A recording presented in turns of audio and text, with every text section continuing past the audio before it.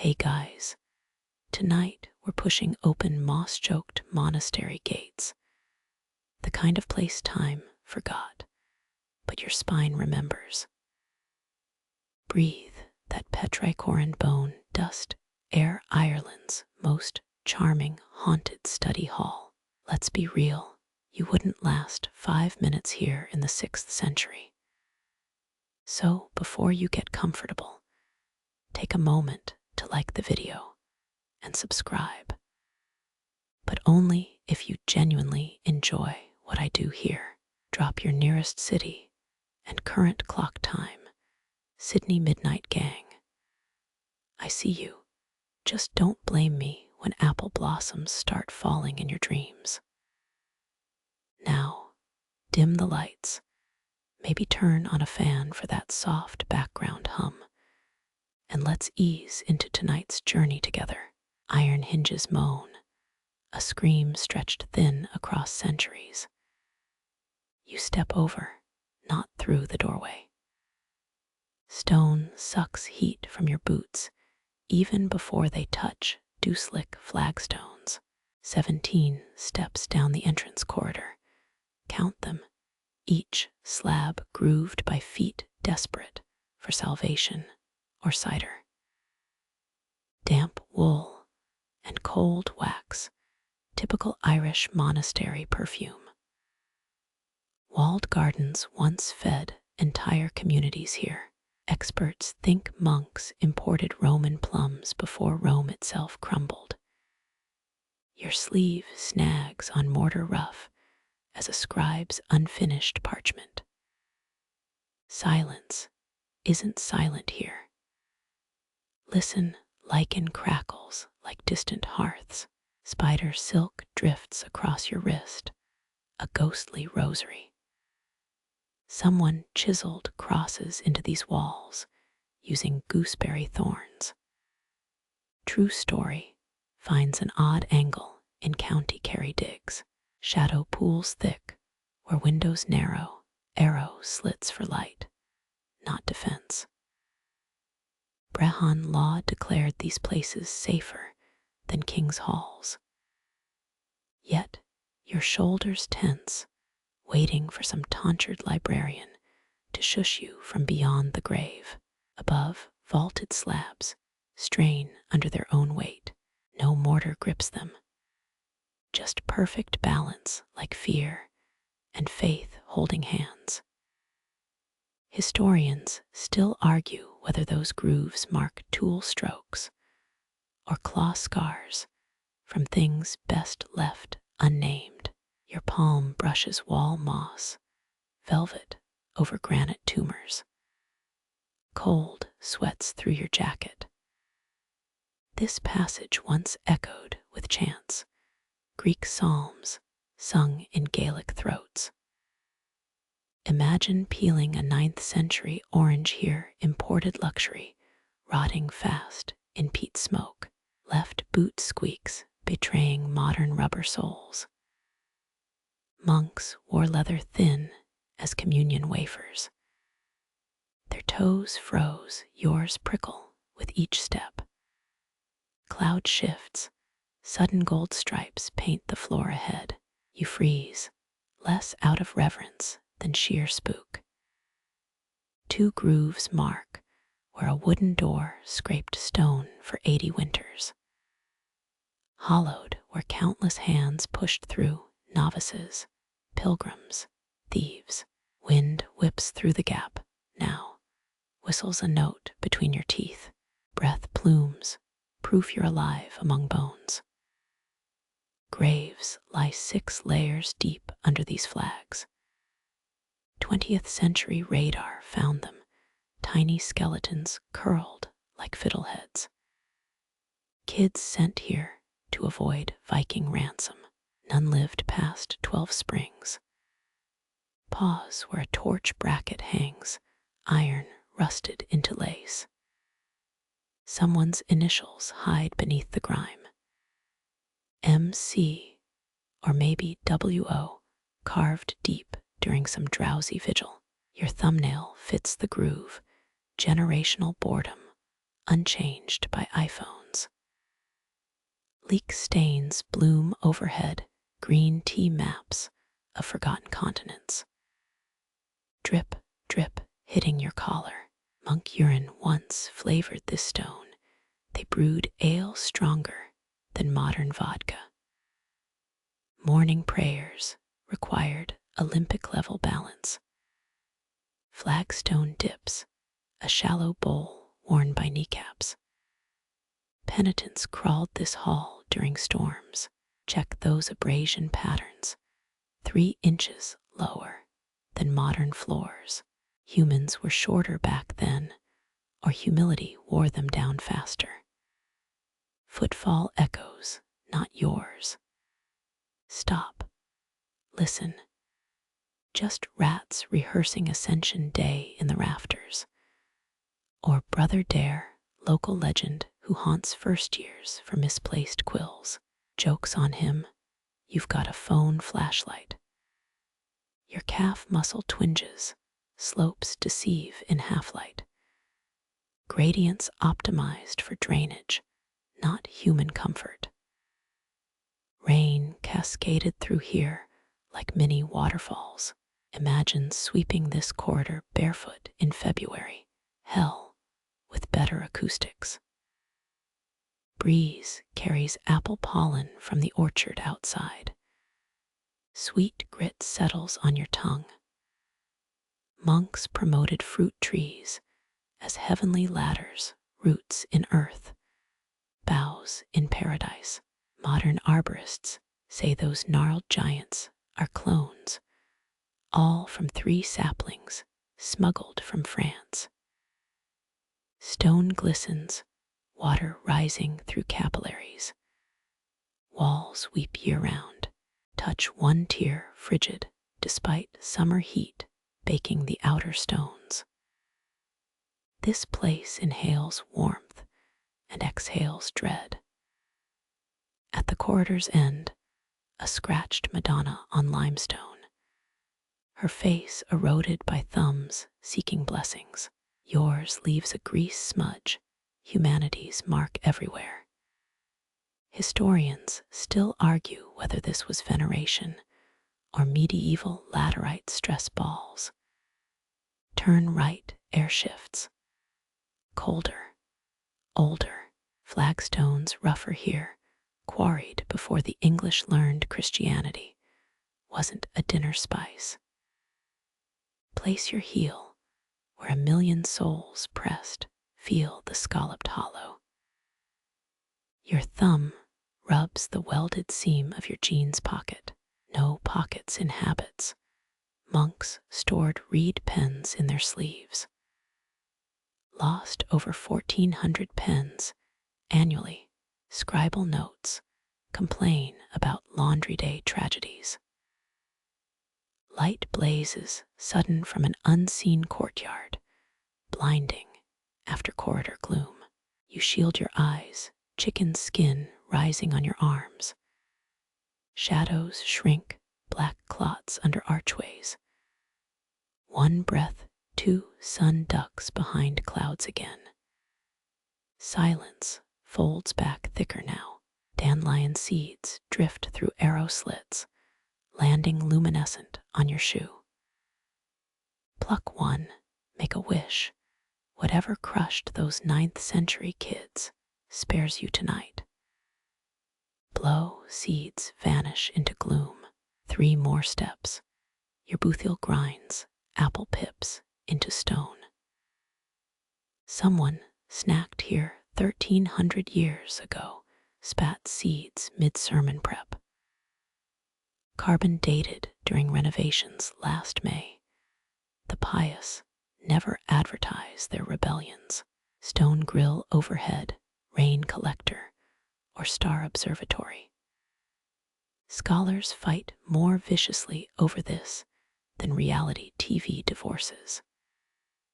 Your neck cranes, clouds smear across the iron lattice. Think of rainwater channeled into baptism fonts, or blood during that unfortunate incident of 1014. Flagstone tilt test, Press your weight left. No give. Good. Some stones pivot, spilling invaders into oubliettes. Not today, Viking ghosts. You've seen the YouTube documentaries. Hear that. Not your breath, not your pulse. Subtler, maybe the orchard's first bees waking outside. Or the building itself, keystone joints whispering as warmth leaches back into sky. Finger trail the right wall, your personal breadcrumb trail. Mica flakes glint, tiny stars in a granite nightscape. Monks called this heaven's dandruff when feeling poetic, or mason's lung when coughing black phlegm.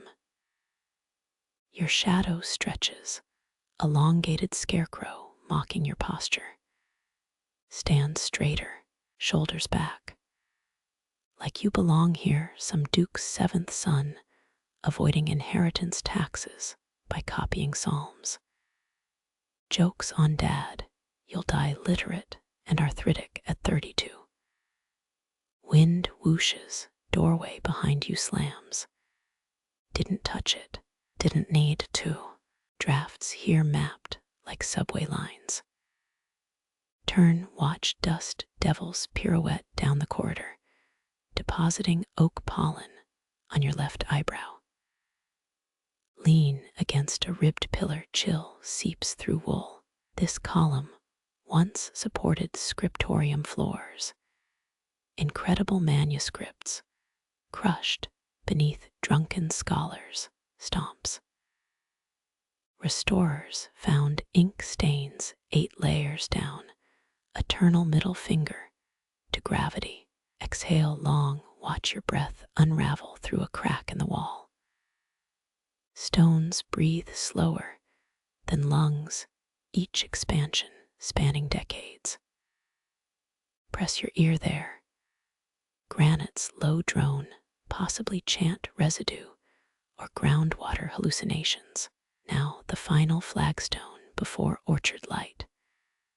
Carved with a worn spiral, symbol of eternity or Celtic motion sickness. Historians still argue whether it's a blessing marker or where Brother Finian puked after too much mead. Left foot hovers. Thresholds matter here. Weight shifts. Sunlight hits your shins first. Then knees, hips, chest, face upturned like a saint's icon. Blink against glare before pupils adjust to green gold horror. No turning back now. Apple trees loom ahead. Iron hinges groan, just the wind. Probably. You step into blossom fall, petals catching like snowflakes on your shoulders.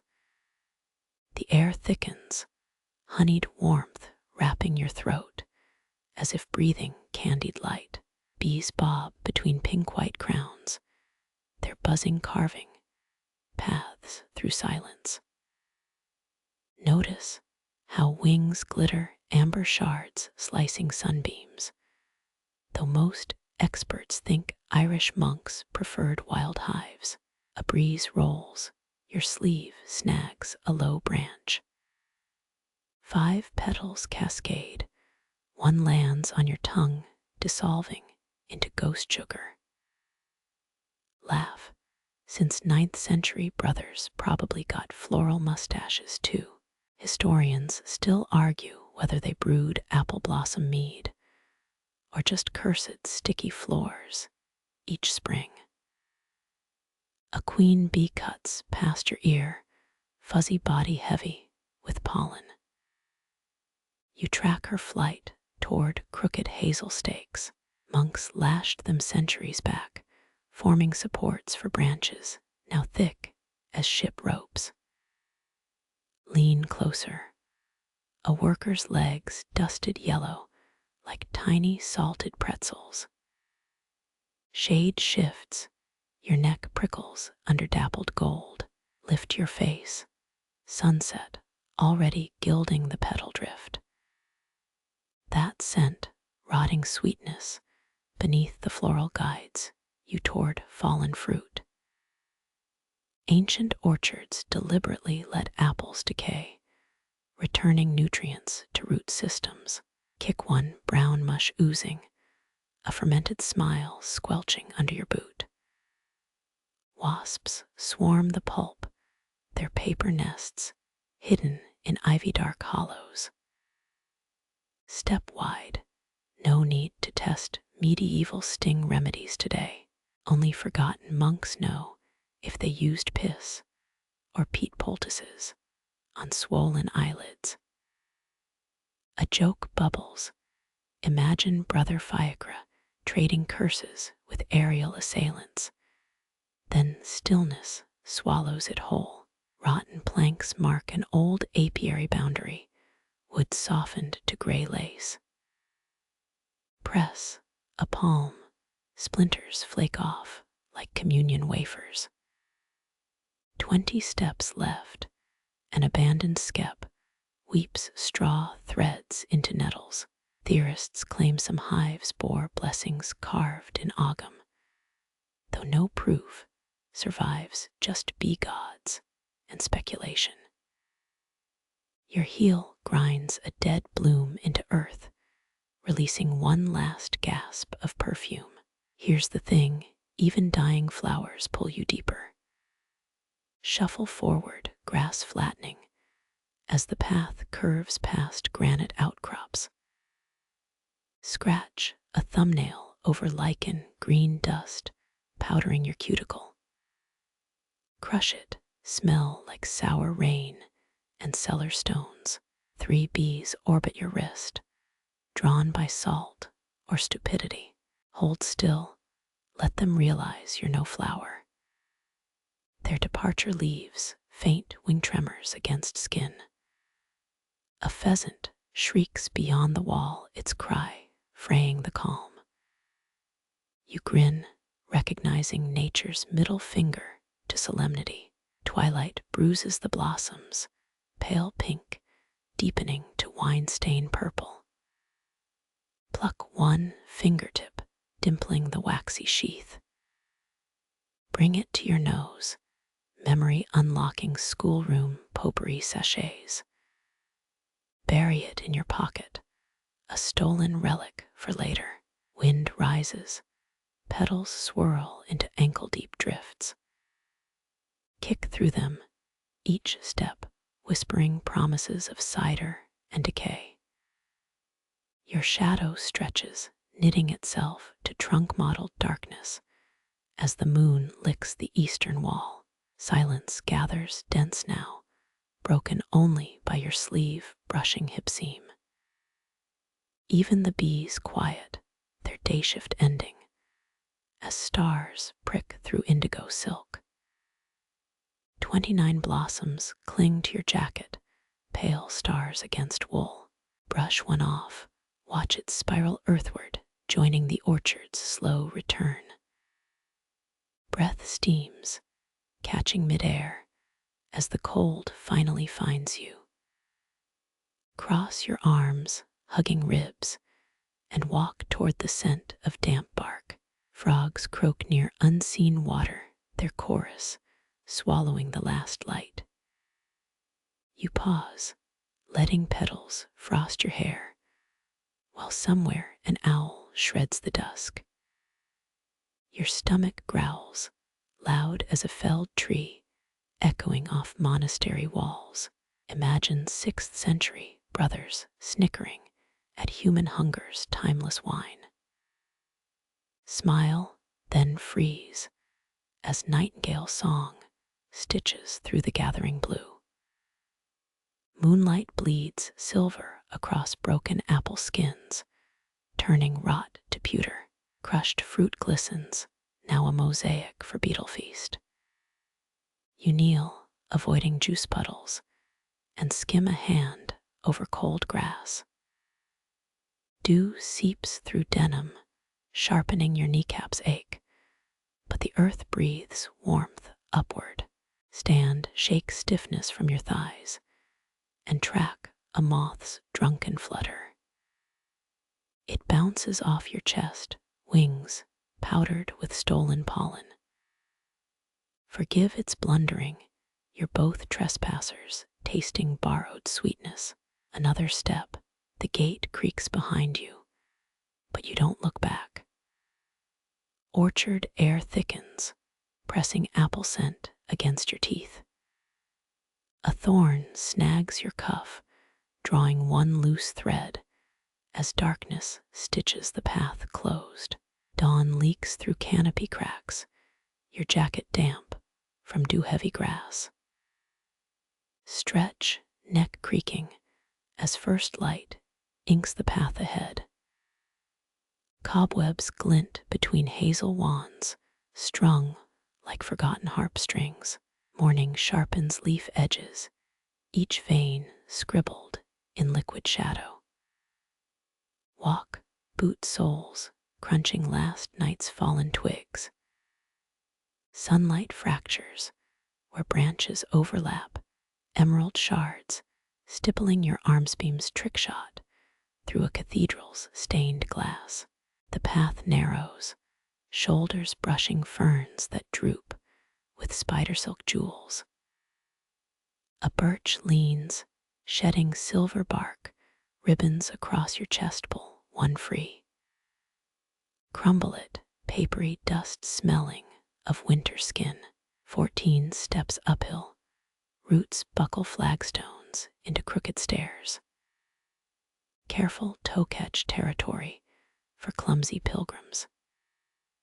Historians confirm medieval monks aligned paths with solstice shadows guiding feet toward prayer. Shade thickens, air cooling like cellar-stored water against your throat. Glance left, 29 crumbled benches peek through fronds.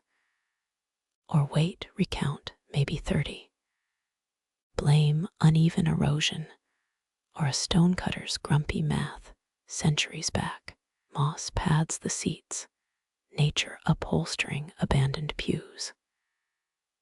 Imagine sore brothers shifting on granite during endless psalms, their spines memorizing each imperfection. You touch the nearest slab, gritty cold, seeping into fingertips. Lichen models its surface, splotches echoing Ireland's patchwork fields. Squint carved initials hide beneath green fuzz. C.A., maybe Kieran or Columba, etched during a distracted sermon. Sit buttocks protesting the unyielding surface, exactly like 9th century novices felt. Wind riffles beech leaves above their applause, soft as stolen kisses. A woodlouse trundles across your kneecap, armored like a miniature Viking. Blow gently, it curls, tumbling into moss that swallows it whole. 17 paces ahead, another bench tilts into a foxden slope. Legend claims monks avoided this bend after dark, fearing puka spirits mimicking sobs between trees. Sun warms your crown gold pooling at your nape. Strip off the jacket, slinging it over one shoulder. Ants march across your abandoned seat, carrying petal scraps toward hidden larders. Track their line, 93 workers strong, bridging stone and rotten oak. A blackbird lands on bench 15, cocking its head with jeweled eye scrutiny. It chirrups, question, or taunt before diving into blackberry tangles. Move closer, fern seeds dust your ankles like powdered incense. This bend once hosted chapter meetings, open-air debates over heresy or honey yields. Historians still argue whether benches faced east for dawn prayers or just sunlight's scarce warmth. Kneel palm flat on a backrest's pocked surface. Rainwater pooled here, sipped by wrens or wayward saints. Your thumb finds a chiseled groove worn smooth by cloaked elbows. Stand letting granite imprint linger on your skin. Ghost grip from Brother Nile circa 812 AD. 2. Butterflies spiral past, orange wings stuttering like candle flames. Track their dance toward a bench half swallowed by ivy. Beneath it, a clay shard gleams, mud-stained, but still holding its curve. Toss it, watch it skip into nettles, too common for museum theft. Light shifts, shadows stretching westward as morning ripens. Follow their pole path, coiling around a lichen-crusted boulder. Here, bench 4, lies shattered fragments scattered like breadcrumbs. Kneel, arrange 3 pieces into mocking completeness. A puzzle abandoned mid-plague. A thorn snags your sleeve where thread unraveled last night. Snap it off, wood still green under its brown spikes. Press the barb to your tongue, tart as unripe sloes, then spit.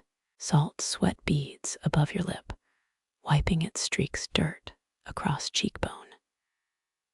Shade retreats sun, gnawing the cool from stone angles. Hike your collar, nape prickling under solar teeth. Another bench, this one bearing fossil imprints, seashells pressed into ancient sludge before monks quarried it.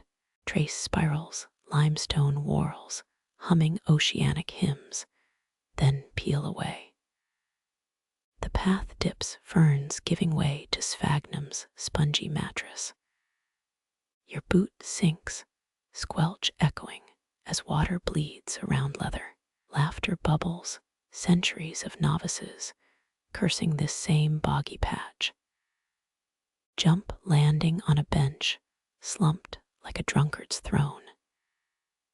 8 ants scale your shoelace, explorers mapping fabric mountains. Let them wander, tiny feet tickling your ankles hollow before brushing them onto ferns. Where branches part, reveal distant hills floating in haze. A vista no brother fully savored.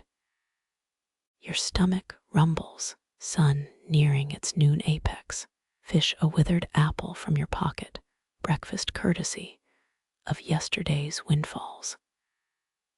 Bite sourness, puckering your lips, juice tracing your thumb's lifeline. Spit seeds toward bench 21, maybe sprout saplings by next decade. Sound swells, wind combing pine needles overhead into muted static. Close your eyes, let it scour your skull clean. Open sun blindness, fracturing green into golden blurs. Blink colors bleeding back as a ladybird lands on your wrist. It crawls, 6 legs prickling before wings whir it toward clover. Follow, stepping over bench shards camouflaged in moss. Watch the bug vanish, a speck swallowed by light. Squat fingertips grazing dew-chilled stone. And count bench, stumps forgotten in first tally. 32 remnants in total proof your eyes deceived you earlier. Morning shadows hid 3, their bases melted into earth like rotten teeth. Stand knees clicking and face the path's westward curve. Walk leaving silent congregation to their slow digestion by root and rain. The path spills you into a clearing, air thickening with resin and damp wool. Ahead the oak, its trunk swallowing the light, wider than 3 men could embrace, maybe 4 if they squeezed. Bark grooved like melted candle wax scars from 100 prayer vigils. 10th century monks gathered here. Historians confirm oak groves served as their first chapels. Celtic rituals rooted in tree worship, though Abbot Declan would have smacked you for saying so. Walk closer, your shadow dwarfed by its gnarled shins. Sun filters through leaf gaps, dappling wax rivulets, gold, green, amber like stained glass lit from within. Touch a scar ridge, hardened tallow flaking under your thumb. Wind hums through fissures, tunneling into hollow chambers below. Lean in sound resolving into vowels.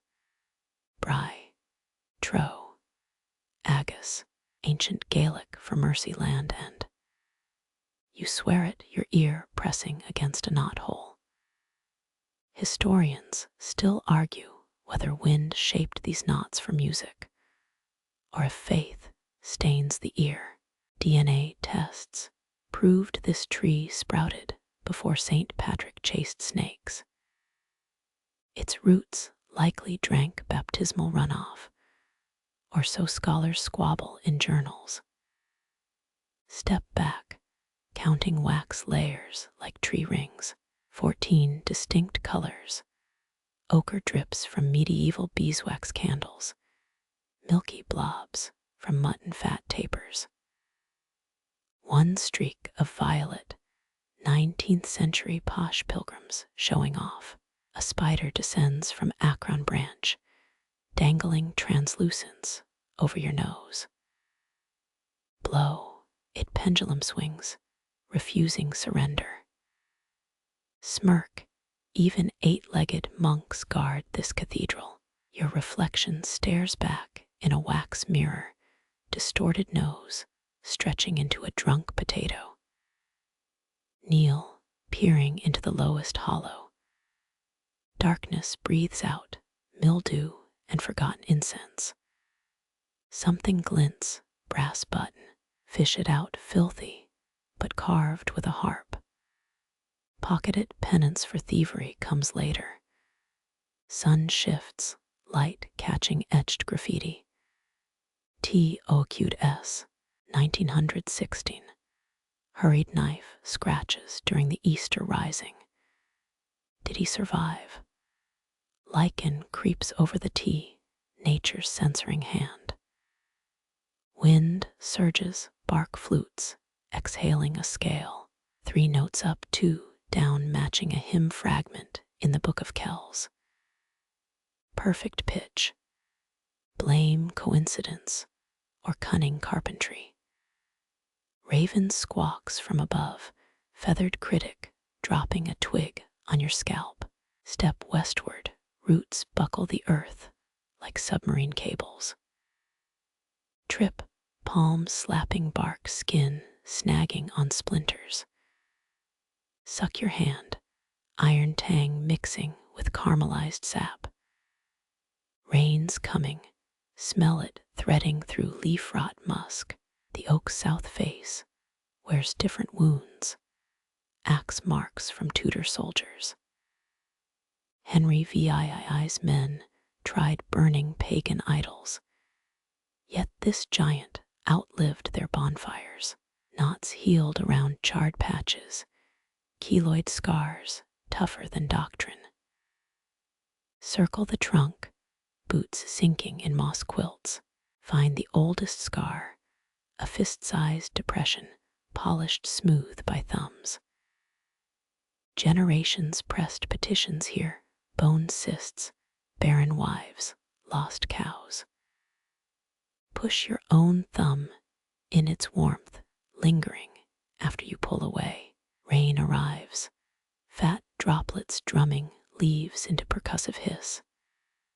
Shelter under the oak's skirt, branches sagging like blackened choir robes. Drip, drip, water slicing wax channels, renewing century-old tear tracks down the trunk. Lightning cracks the sky, bruise purple flash, searing your vision.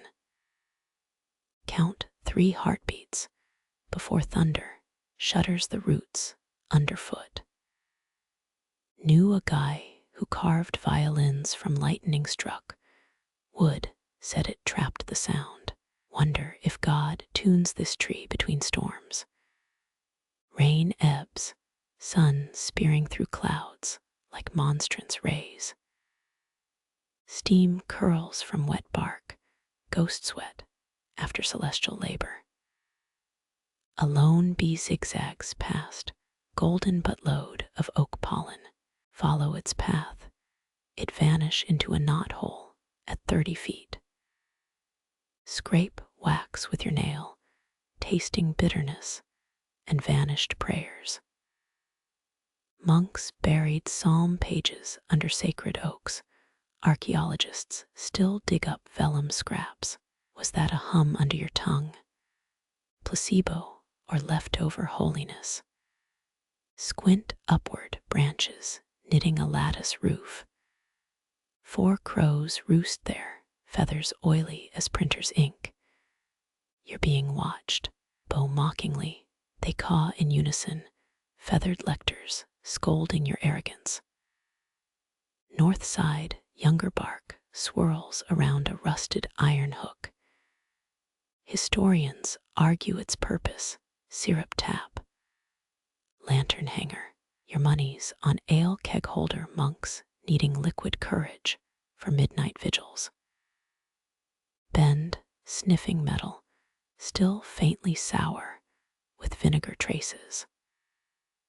Shadows stretch sun, skating toward the orchard rim.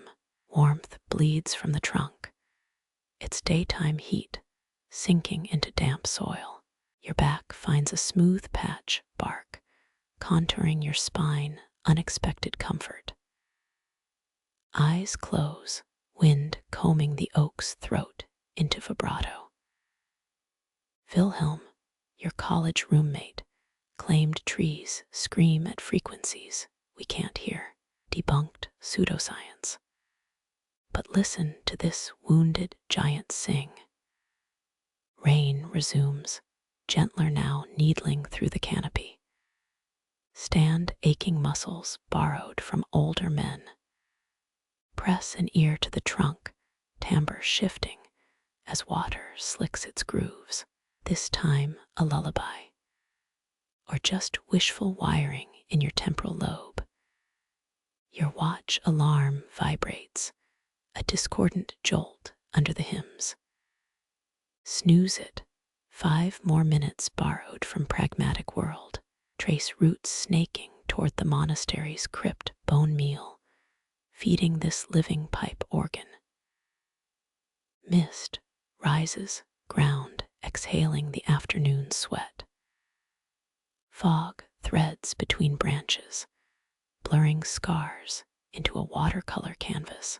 The oak shrinks, know you're stepping back into dusk's eraser.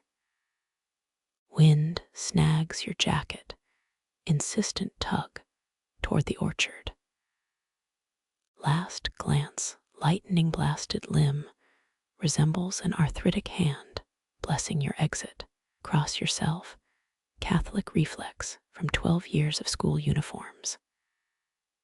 Grass sighs underfoot, clearing receding into fog's embrace.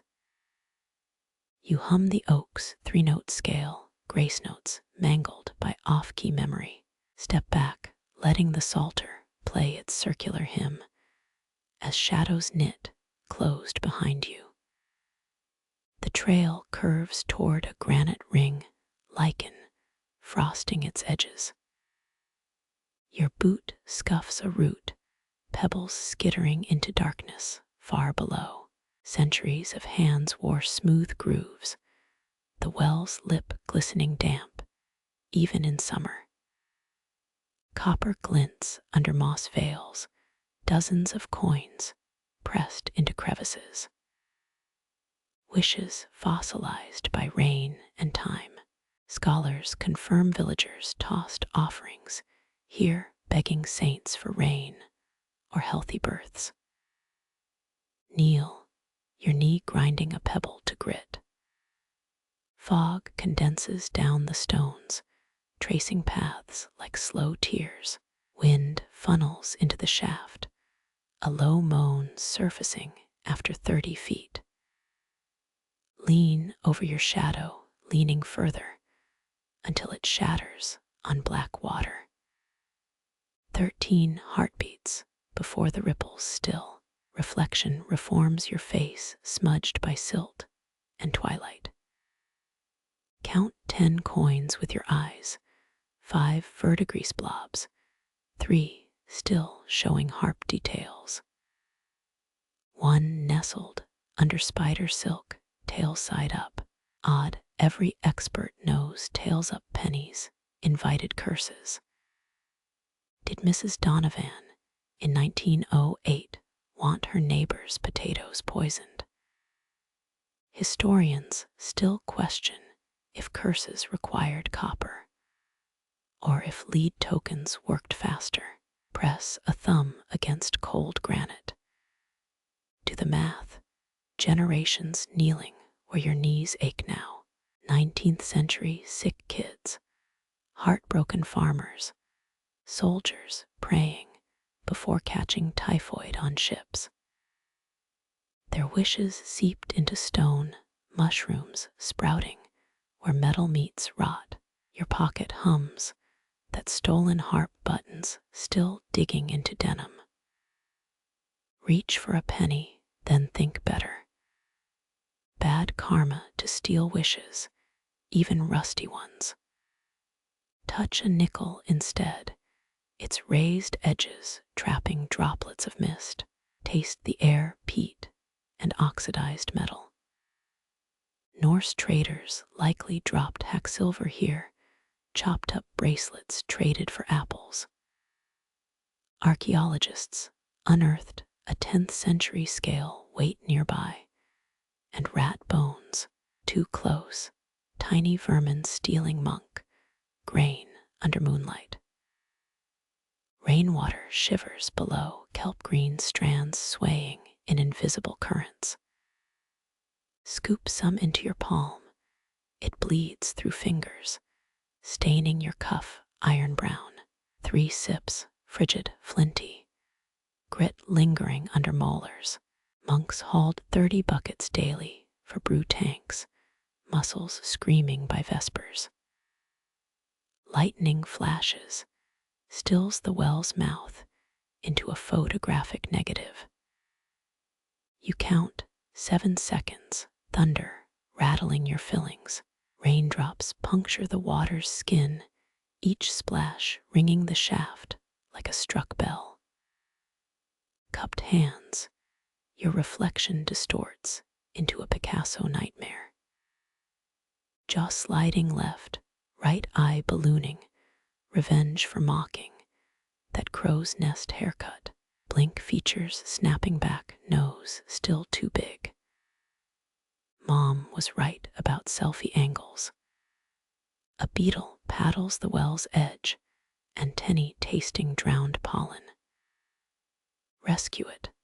Little guy's legs kicking air, shell iridescent as a gas spill. Set him on stone. He scurries over Queen Victoria's eroded nose. Moss creeps, plush emerald, swallowing a dime's eagle wing. Peel a corner back, the coin 1943 etched underneath. Wartime steel, not copper, zinc crust flaking under fingernails. Some private wished for home, got Normandy mud instead. Sunset bleeds orange across the water, igniting copper constellations. List who might have tossed them. 18th century women banned from Latin Mass, boys scared of conscription. Their breaths still hover here after midnight, or just methane from rotting leaves. Twirl a dandelion stem, watch it helicopter into the shaft. Spirals down lands, water supports it like a tiny raft. Should made a wish, stupid childhood habits itch even now. crouch pebbles imprinting your soles. Hands gripping the rim, you stare into the well's pupil. Pull back, hair prickling. Something buzzed behind your eyes just now. Dark water, obeying primal parts of your brain. Shadows merge, coins dissolving into the gloom like spent stars. Your watch glows too bright, 6:15 gnawing at periphery. Stand, hip popping, spine uncurling like a question mark. Grass sighs, dampness rising to claim your ankles. You glance back, fog pooling in the well's throat like cotton packing. Hum Danny Boy 4 off-key notes, then gag. Stop before the stones throw coins at you. Wind tugs your sleeve, direction the gooseberry thicket where thorns lie waiting. Step away, well shrinking, a charcoal smudge under ash-gray clouds. Pocket the saved beetle by accident, his legs tickle through fabric. Your shadow stretches first, then you follow. Your shadow stretches, pointing toward walls of tangled green ahead. Gooseberry thorns spear sleeves before you notice, nature's Velcro demanding attention. A scratch stings, red bead welling on your thumb, suck it, tart as the fruit hiding in there. Leaves glow chartreuse, sunlight filtering through armored branches. Monks once boiled these berries into poultices, fever cures, stinking like sour candy. Fact, medieval hospitals stocked goosegogs alongside prayer books. Rosacea infections hated their vitamin C punch. Duck under a whip-thin branch, it snaps back, whistling past your ear. 5 berries dangle dusty marbles, resisting your pinch. Pop 1, whole brain short-circuiting from bittersweetness. Cheek muscles cramp, eyes watering, still better than kale smoothies. Thorns snag again, guardians of the good stuff deeper in. Free yourself, denim threads left waving like surrender flags. A wren darts brown bullet between 2 hazel shoots. Its chirp bounces, echo trapped in the green maze. Wind hiccups, leaves flip silver undersides. Woodland gossip, fools and thieves, tripped here centuries back. Farmers swore hazel wands, detected guilt dousing rods, twitching toward sinners. Quirky Portsmouth still arrests folks with hazel switches after dark. Kneel, ferns cushioning your shins. Berry juice stains your nail, crime scene evidence. Spot a nest woven from haghair lichen, 3 speckled eggs inside. Back off, Mama Wren watches from a crabapple branch, judging your life choices. Sun shifts, gold coins scattered across the forest floor. Count 7 steps, thorns graze your scalp to the thicket's heart. Berries here plump as grandma's pearls dusted with bluish bloom. Squeeze 1, firm, skin popping under pressure. Ants march your boot, tiny generals mapping leather ridges.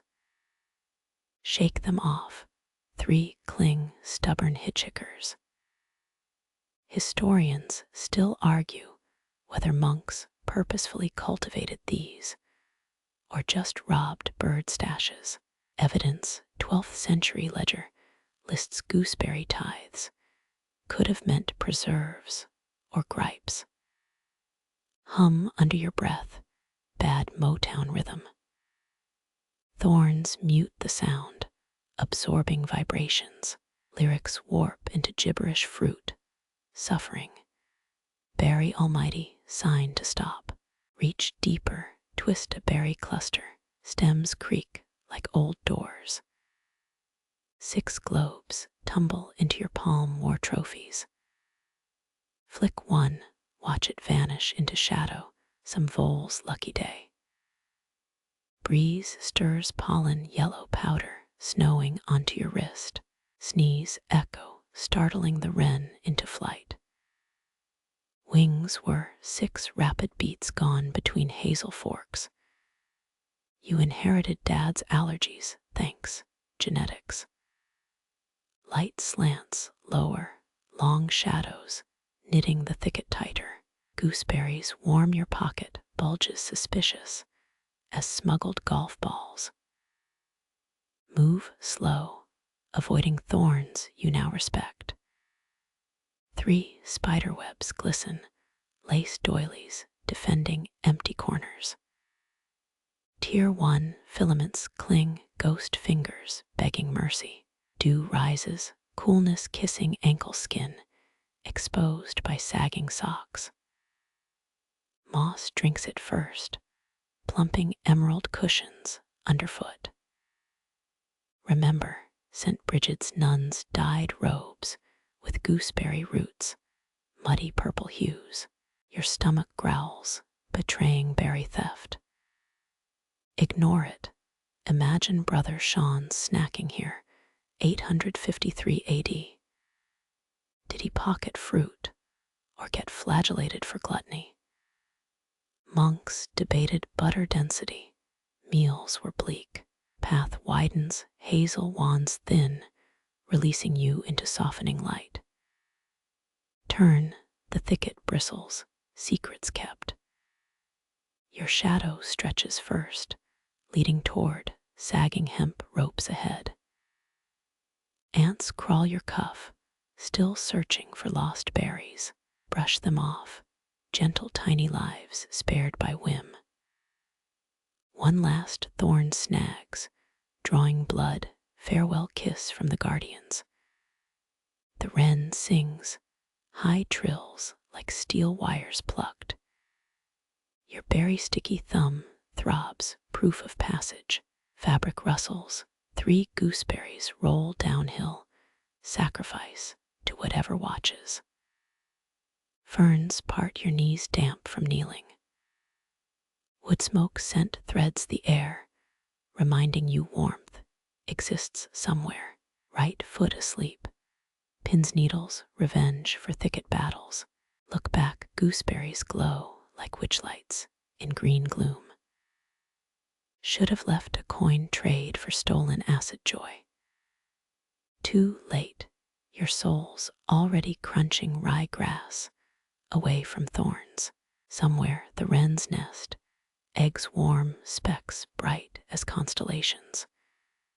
You didn't touch, pat yourself on the back. Congrats, mediocre ethics achieved. Pavement ends, earth softens, arched stones loom gray ahead. Gray ropes dangle, sun-faded hemp bleeding into mist. 3 strands sway, tied to rusted iron hooks, still pungent centuries after their last time bundle. They once held marjoram, sage, mugwort monks, shuffling beneath summer's glare. Chipped sandstone anchors the rack's base, lichen claiming each crevice. Trace your nail along a groove, gritty residue clinging like old spice. Cornwall monks traded 5 pounds of oregano for Baltic timber. Medieval pharmacies dealt in greenery. Rosemary meant remembrance. They tucked sprigs in coffins to cheat decay. Kneel, peeling back worm-eaten wood slats. A desiccated sparrow lies beneath, wings folded in final prayer. Its skeleton stretches, tiny wishbone pointed toward heaven. No feathers left, just hollow grace. Wind funnels through the rack's bones, moaning like a robbed beehive. Nostrils flare, catch ghost scents of bergamot and mold. 30 paces west dig, where 6 soil bumps hint at buried clay jars. Your pinky finds a shard, sharp as betrayal green glaze faded to poison pearl.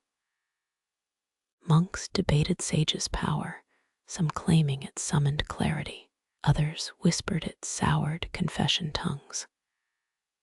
Quirky brother Declan spiked ale with borage, insisting it revealed angels in froth. His punishment, copying psalms in goat stall darkness. Fingertips graze a rope, hemp fraying into frail whispers. It snaps coiling at your boots like a dead snake. Scoop it rough fibers, snagging calluses, relic weightless as doubt. Step closer. Rack shadow stripes your arm like prison bars. Imagine brother Aiden here tallied lavender, while autumn's first frost bit his toes. His journal survived complaints about time thieves and chilblains in equal measure. Ants swarm a crevice, their caravan hauling petrified sage crumbs. Blow gently workers scatter, leaving 3 guards waving antennae fury. You apologize, modern guilt, over ancestral pillaging. Sun warms the sandstone slab, radiating stored noon heat into your palm.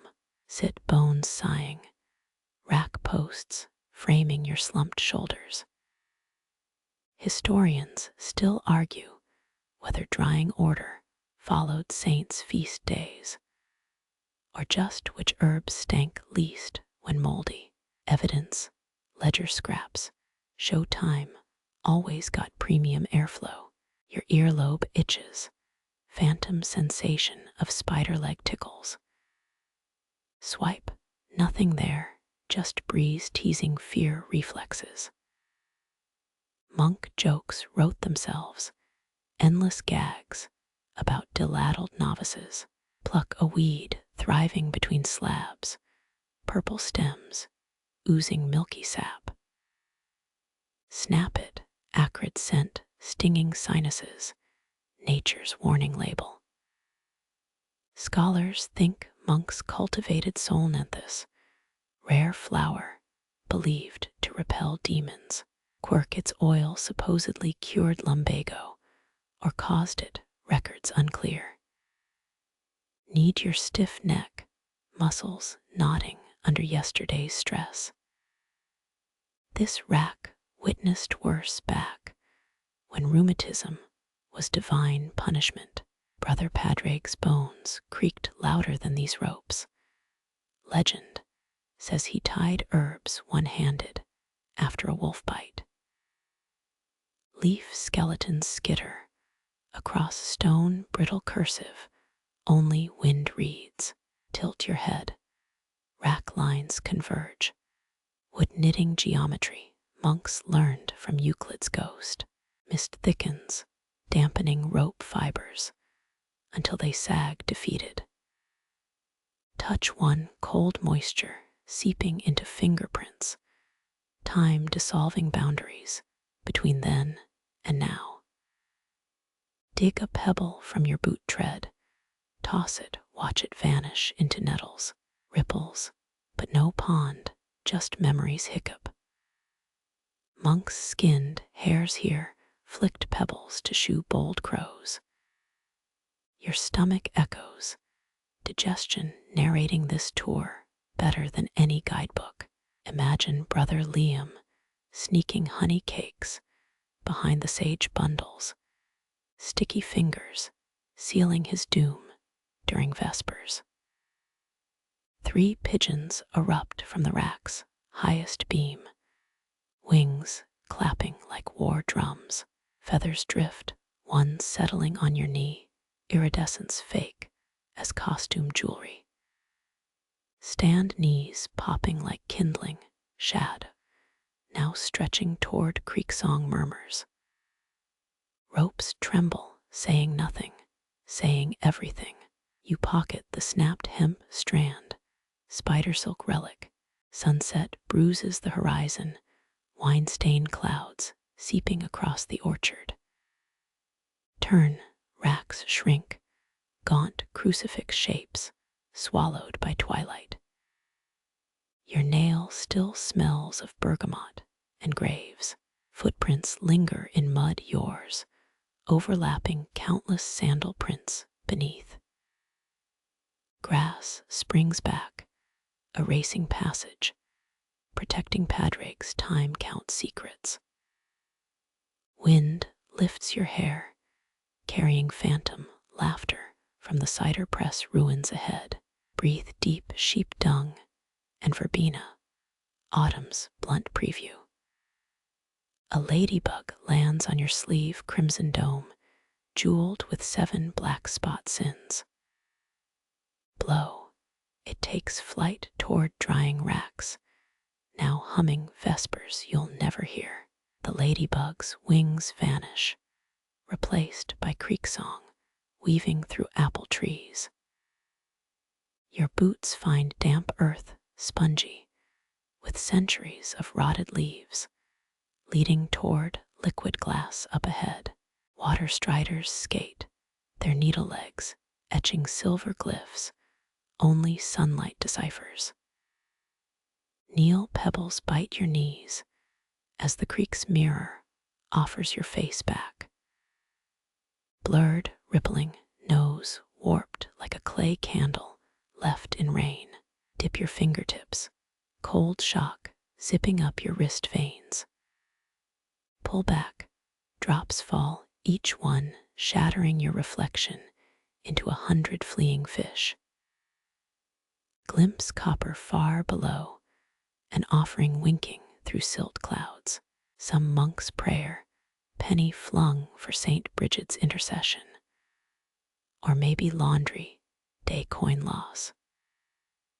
Historians still argue whether this bend hosted baptisms, or just medieval sock rinsing. Ledgers note 3 novices disciplined for unholy splashing. Reach, arm submerged to elbow, stream chill, gnawing your skin. Groping silt, your knuckles brush something smooth, oval, not metal. Lifted, a hazelnut worn translucent by water's endless strokes. Quirky locals whispered these were fairy skulls, carried to ward off kelp ghosts. Your palm cradles it, seed turned sea glass, nature's erosion, patiently mocking gem cutters. Crayfish dart sideways, their armoring clicking like dice in a cup. Lazy trout linger, shadow-dappled fins waving like damp parchment.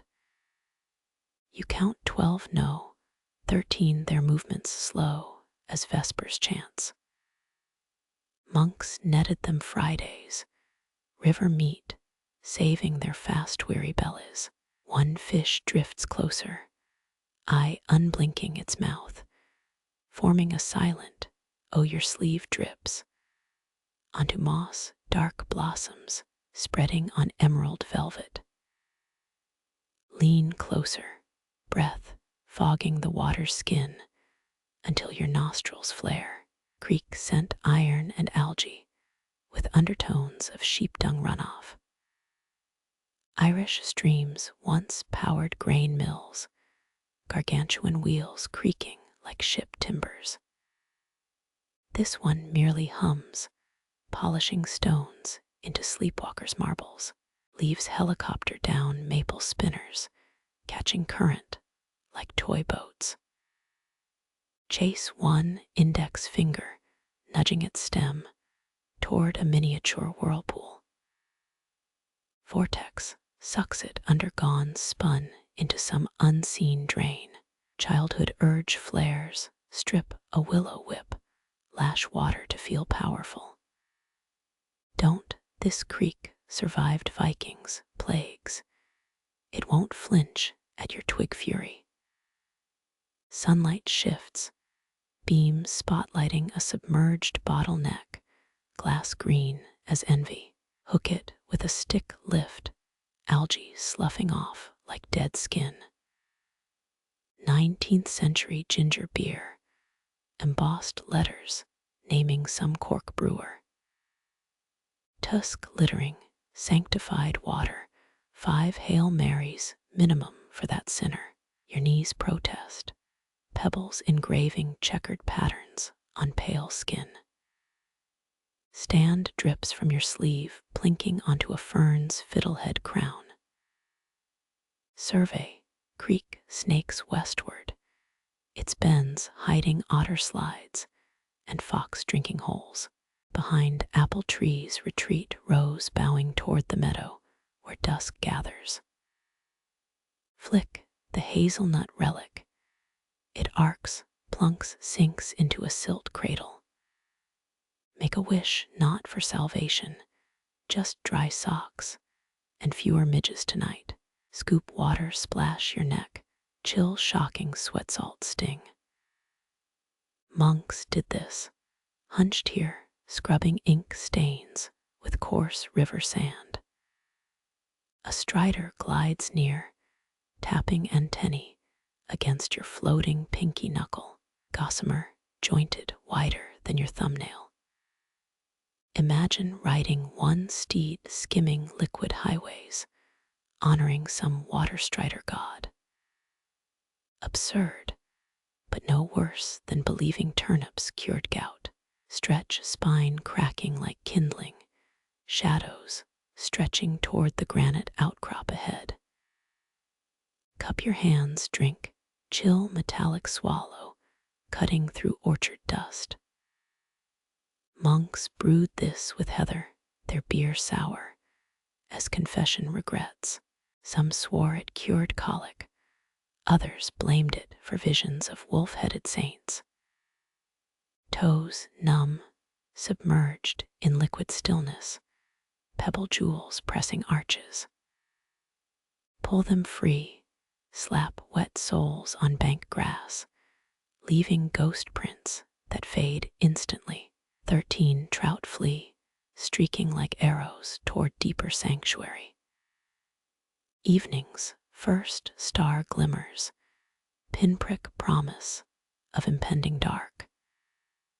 The creek smears it into a wavery comet, ripples warping light into surrender. Turn away, boot soles slurping mud, launching back toward clover paths. Water striders keep writing, their liquid scripture erased, with every ripple your exit wakes. The cracked mud flakes off your boots, with each uphill step, shedding creek, whispers for older silences. Slope steepens, clumps of heather snagging your laces, purple so deep it hums. This isn't posh garden lavender. This is wild stuff, rooted in thin soil, screaming up toward storms. From below, it looked solid even. But now, your ankles twist into rabbit-sized canyons. A guardian stone juts ahead, twice your height, its pocked face carved with lichen maps. Lean your sweaty back against it. Cool granite leaching travel heat from your spine. 3 more stab the ridgeline faded sentinels who traded spears for moss cloaks. Viking raiders dragged these here, or 5th century monks seeking punishment for oath-thieving novices. Experts think they mapped solstices, though erosion chewed those clues centuries back. Peat smoke drifts, musk cutting through heather's honey dust haze. Down valley, cottage chimneys sketch gray snakes against twilight. Your lungs hitch, nostrils flaring charred ancient bog and sheep dung perfume. Locals still burn turf, harvesting spongy rectangles from ancestral earth, same way medieval scholars kept their psalm books warm. Step beyond the first stone, heather swallowing your calves like violet quicksand. Swipe a hand through blooms, bees buzz scolding you, 6 zipping off toward their nectar wage. Warm resin scent rises, each purple bell sticky with stolen sunlight. Squat fingernail splitting a woody stalk, sap gluing your skin. Wonder if some vanished brotherhood ground this into sleep drafts, their midnight vigils softened by herbal haze. A grouse explodes from underfoot, wings thudding like frantic laundry. You jump, heart slamming ribs, boot crunching abandoned speckled eggs. Guilt burns hotter than peat smoke, nest shattered into 3 pale shards. Line them on a flat rock. Danish soldiers once did this, omens guiding their coastal raids. Wind gusts, shearing heat off your neck, heather flattening into rippling tides. Another guardian stone groans, its base shifting slightly, awaiting the next gale's shove. Centuries of storms sandpapered its edges, smoothing rage into geometry. Touch fissures, fingertip tracing scars where lightning struck, or some drunken saint swung an axe. Breathe through your mouth now, peat's iron blood tang coating your tongue, deeper muddy hints of soured milk, and wet dog echoes from some farmyard's evening chore rush. Historians argue if monks farmed this high, or just grazed idiot sheep till rain gnawed the topsoil bare. Ledgers mention 7 lambs lost here, favored by wolves, or maybe hangover fog. Keep moving before imagination gifts those wolves neon eyes.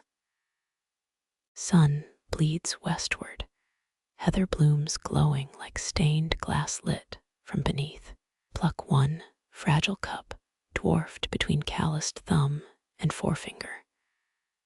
Crush it, pollen puffing onto jeans, purple smear, bright as neon jam. Go on, taste it, tongue buzzing dry sweetness, cut with grit. Forbidden, some Irish grannies brewed heather ale, their recipe panic buried before English tacksmen arrived. Slope crests, valley sprawling below orchards shrunken to Lego clusters, smoked by dusk. Spin slowly, count 11 guardian stones, piercing the ridgeline jagged teeth, biting mauve sky. Peer between 2 giants, view framing a zigzag creek, returning to your socks. Toes bump something solid, metal buried inches below heather roots. Dig, nails claw dirt, uncover a rusted cowbell eaten by peat acids. Shake it, clapper falls out, decades of silence dropping onto your palm. Quirky children left these for kiln tort, sweet prey for whatever gods monitor mud hordes. Shadows stretch, each boulder spearing twilight northward like frozen sundials. Chill seeps damp rising through denim, coaxing goosebumps down your thighs. No vespers bell tonight, just frog croaks from some unseen bog. Scrape fingernails across the nearest stone chalky lichen, powdering your cuticles. Press palm flat, granite humming low through your wrist bones. Slow 5th sundown anthem. Did druids chant here, or just shepherds hiding from wives, yelling about squandered wool money? Your belly growls, apple from section 8, souring forgotten in your pocket. Pull it out, skin wrinkled, 1 pilgrim's rejected temptation. Pitch it downhill, watch it vanish into purple waves, disturbing 0 bees. Last light catches a stone's edge, carving knife nick near the base. Lean close, squint. Could be Ogham script straight slashes, or frost cracks glamorized under sunset. Scholars duel over these marks graffiti. Prayers. Ledger for missing turnips with passive-aggressive sheep sketches. Kneel, breathe into the heather's crown pollen sneaking up your nose. Sneeze. Violently twice, insects scattering from their bloom towers. Wipe snot on sleeve sacrilege. Brother Padraig scrubbed floors for way less discount saint style. Moon hoists itself, its silver diluting the heather into boneyard mauve. Stand, joints creaking, stretch arms skyward, knuckles grazing low mist. Inhale peat sharp as burnt almonds damp wool, and beneath it, wood smoke whispers from cottages chasing the dark. Start downhill, boots sliding heather whipping your shins like angry nymphs. Glance back, guardian stones collapsing into shadow, mere hunchbacks guarding nothing. Wonders never cease, how rock stacks stunt our loneliness, even when moss outlasts our names. Your boot nudges the log, rotting oak spongy with last week's rain. It rolls lazily, revealing gold dust mosaics crushed into damp earth. Not treasure, not glitter, but bee wings shattered into crescent slivers, thousands, maybe millions, of fractured membranes, catching low sun like stained glass confetti. Kneel, careful knees sinking into moss thick as altar cloths. One wing sticks to your thumb, translucent veins branching like frozen lightning. Medieval monks would have scooped these into vials, believing bee wings cured children's coughs when boiled in goat milk.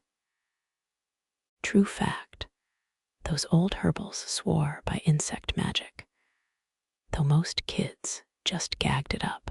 Ants surge across the logs, underside bodies straining under cargo 5 times their size. Thoraxes, leg joints, antenna chunks, a 6-legged funeral march toward tiny soil cathedrals. Watch one guy drop his prize, be knee skittering downhill, chaos erupting in the convoy. Cut him some slack, that load weighs more than his mortgage. Swipe a finger through wing dust, it coats your skin, faint honey scent rising despite the carnage. Sniff, expect sweetness, get fungus, and wet iron instead. Death's perfume, no matter how gilded the packaging. Overhead, live bees drone past, ignoring their fallen cousins. No time for funerals when lilac blooms are pumping out free nectar. Peel back bark, white grubs writhe in tunnels chewed by beetles. Ants freeze, mandibles flaring, guarding their meat hoard like tiny Viking berserkers. Drop the bark fast. Better not ignite an arthropod war over some dead bee disrespect. Wind flutters, wing fragments, gold flecks, swirling briefly, then settling like resigned glitter. Autumn does this, culling the hives, weak flyers grounded by first frost. But historians argue whether monks bred gentler bees, slower, more pious, their stingers softened by psalm chants. Records list 90 hives lost in the Great Collapse. No one wrote why. A stray wing drifts onto your sleeve. You blow it off. Watch it spiral like a crashed biplane. So damn light, barely there. Yet each thread could lift a bee 3 miles up. Imagine their final flight, wings seizing mid-buzz, fat bodies smacking this log like hairy comets.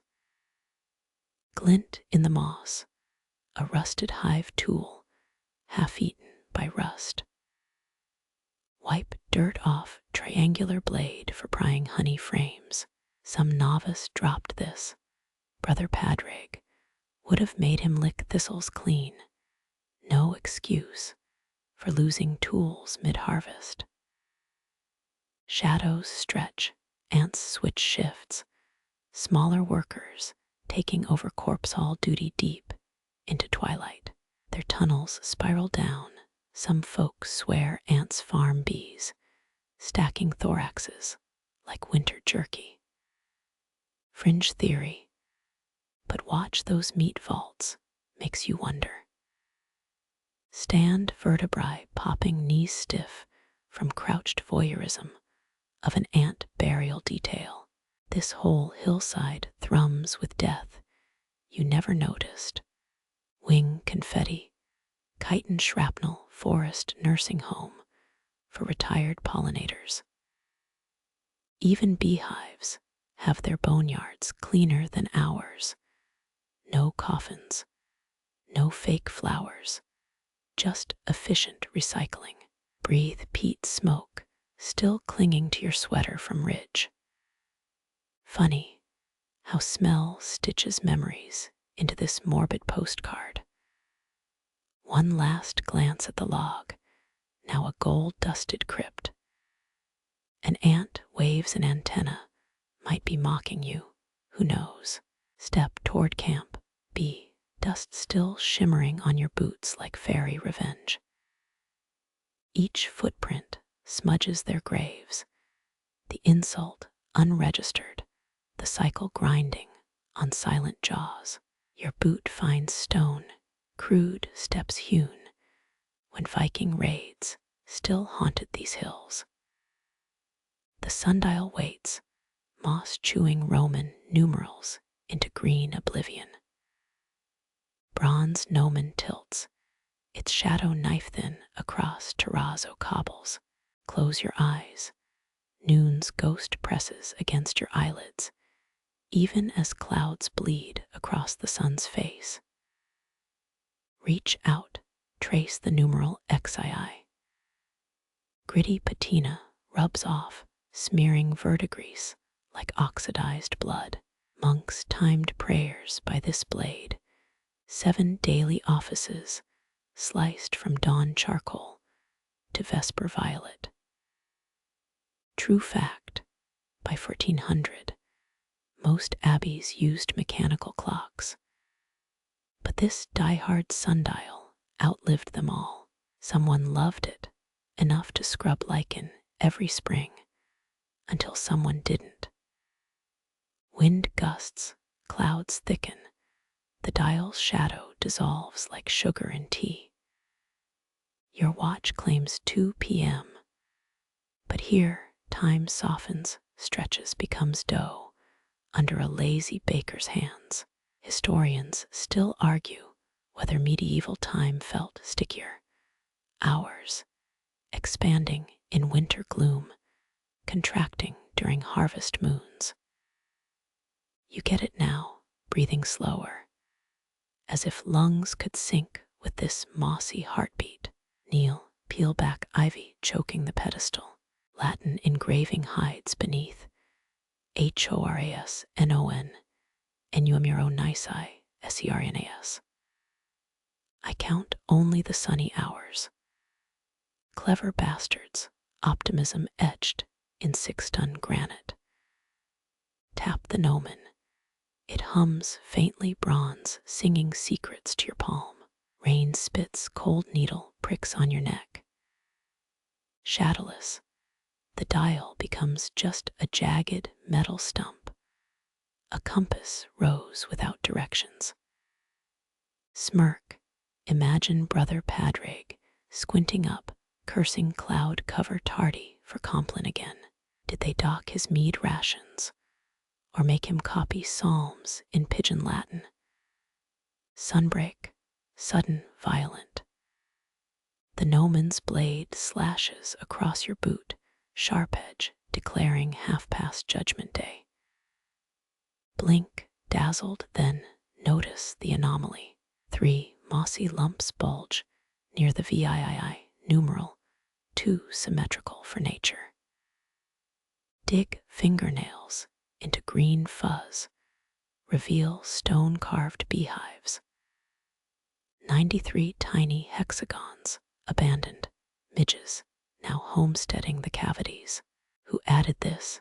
Some medieval beekeeper monk doodling his passion project. Tilt your head. The hives align with sunset on summer solstice. Experts think sundials, sometimes doubled as agricultural calendars, plant beans. When shadow hits the frog carving, harvest apples at the rooster's beak. But bee symbology, that's fringe. Local legends whisper of a honey-mad abbot who tried grafting hives onto sundials, so time itself may taste sweeter. Rain returns, thicker, smearing the bronze into watery abstraction. Pull your hood up, fabric amplifying the drumroll patter. Stay anyway back against the pedestal granite, leaching chill into your spine. Count raindrops hitting the gnomon, tinny plink, plink, plink. Or is that your pulse misbehaving? Lightning forks, sky cracking its knuckles. Thunder lags, 18 seconds behind, close enough to worry. The dial glows eerie blue, just a millisecond. Or maybe your retinas are pranking you. Laugh, nervous sundials aren't supposed to moonlight as lightning rods. A raven lands on the gnomon, talons scraping bronze. It cocks its head, left eye inspecting your irrelevance, then unpacks gossip in guttural croaks. Creep closer. It doesn't flee, owns this rain-slick stage. Lean in, smell wet feathers, roadkill breath, wildness distilled. How's the wife? You ask, stupid human habit of anthropomorphizing death omens. It stares, decides you're harmless, and shrieks something obscene before flapping toward the celery pines. Your knees protest, rising, wet denim clinging like invasive seaweed. Check the dial's face again. Shadow barely moved since you arrived. Einstein was right. Boredom dilates time. Or maybe it's the monastery ghosts screwing with relativity. Sun finally wins, clouds shredding like wet parchment. Shadows sharpen, the gnomon pointing toward the cider press ruins, as if nudging you toward mischief. You resist, for now, letting mossy numerals press their code into your thumb. Wind riffles through oak leaves, 10 distinct gusts, each softer than the last. Time stretches elastic when clouds veil the merciless eye, but snaps back when light returns. Breathe deep peat and ozone, while dial shadow creeps toward what might be tomorrow. Your boots sink into rotting apples, pulp surrendering like haunted memory foam. Rain slants sideways, needling your scalp, as black-winged shapes flicker between gnarled branches. 23 rooks, maybe 24, sway drunk on fermented fruit. Their beaks stab, puncturing cider-sodden skin, releasing sour vinegar sighs into the damp air. One hops close, oily feathers puffing. It's obsidian, a polished marble. It croaks deep-throated gossip meant for dead saints before returning to its bruised banquet. You crouch, careful, snapping twig pocketed under your heel. True fact, Medieval Irish abbey orchards supplied cider for every monk, 2 gallons weekly, considered safer than cholera-tainted wells. The rook cocks its head, monkish tilt, as if remembering when these grounds teemed with grumbling brothers. Red fungus blooms where apples split crimson freckles on yellow-green skin. Squint rain blurs the scene, making rooks look like quill pens dancing across parchment. Wind shifts, bringing decay's sweet tang mixed with petrichor's mineral chill. Historians still argue whether monasteries cultivated specific apples, blood-red skins for sacramental symbolism, or just prioritized sugar content. You inhale, lungs stinging, fermentation's breath pricking your sinuses. A juvenile rook flaps clumsily, crash landing into a quince thicket. It emerges wearing a crown of spiky leaves, 90 seconds before peers start dive bombing in envy. You stifle a laugh, sound swallowed by drizzle-muffled silence. Peel back an apple's skin with your thumb, brown flesh weeping amber tears. Taste it, tongue recoiling at sourness, cut with cellar floor musk. The rooks watch, judging your amateur palate before resuming their boozy feast. Kneel palm flat against mud, seeping through your jeans. Earth vibrates, distant thunder, or maybe underground streams rerouting after autumn storms. Here's a quirky one locals once swore rooks were fallen monks, feathered penitents doomed to guard sacred orchards till Judgment Day. Rain intensifies, knocking loose apples from branches. One thuds, exploding near your boot, sending startled rooks skyward in oily thunderclap wings. They circle, cursing in harsh cronks, before settling back like nothing happened. Tactical retreat or calculated tantrum, you decide. A feather drifts down, velvet black quill skimming your wrist. Tuck it behind your ear, instant heretic chic accessory.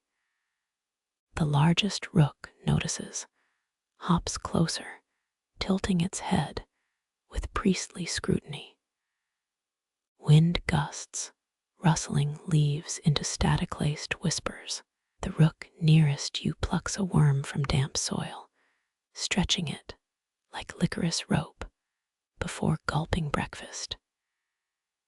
8 more appear, materializing through drizzle like feathered stealth bombers. Your knees ache, rising slow, back protesting orchard sodden stoop. Mud slurps at your soles, each step a betrayal of stable ground.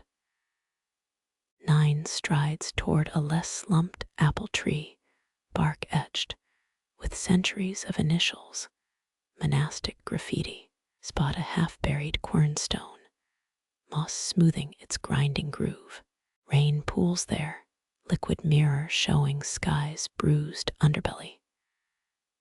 Lean closer, your reflection fragments, featureless, a ghost haunting nobody's story. Lightning bleaches the orchard white for one heart-freeze second. Rooks freeze-tagged mid-hop. Thunder follows, a bass drum kick punching your ribs. The birds flap, uncharmed by celestial theatrics, but one drops its prized worm. Laughter bubbles up your own, startlingly loud in monastic silence. Yeah, even creaky abbey kitchens needed comic relief. Manuscript doodles prove it. 11th century monks sketch farting dragons in psalm margins. Sun breaks through brief, sparking raindrops into diamond dust. Shadows sharpen, ransacking shadows, wind flirting with apple-stripped branches. The rooks launch again, en masse, wingbeats drumming air as they vanish beyond cloister ruins. One straggler remains pecking at a fig-shaped bruise spot. It glares, indignant, before spitting out a seed that pings your forehead. Territorial bastards, still running this racket 300 years after monks fled. Fermenting sweetness clings to your sweater cuffs, souvenir sticky as regret. Pluck a surviving apple firm from higher up, where rain rinsed it clean. Bite, crunch tartness, flooding your mouth, ancestral echo, passed wild to grafted branch. The orchard exhales, drizzle easing, puddles growing skins of midday sun. You step over worm-gobbled windfalls, path barely visible beneath ankle-high chickweed. Rook feathers speckle the mud now, volcanic ash footprints marking their escape. Another tree reveals etchings, initials, faces, no weather-worn knots pretending to be secret sigils. Scratch your nail through moss, uncovering a crude Ogham slash, a farmer's tally mark, or monk's forgotten confession. Rain returns again, spiteful drizzle, plinking across cider lakes. The sky mutters Gothic novel threats, steel-bellied clouds bullying daylight westward. Pull your collar tighter, damp will itch competing with orchard's vinegar perfume. Black wings return, a reconnaissance trio this time, talons gripping lichen-slick branches. They stare, suspicious, at the half-eaten apple in your hand. It feels like theft now taking what's clearly rook-blessed property. Toss it arcs high, snatched midair by alpha bird's precision dive. Score 1 for feudal fruit law. Your watch buzzes, an alien reminder screen flashing 15. 7 through raindrop lenses. The rooks disperse, wings shredding cloud-knit fabric overhead.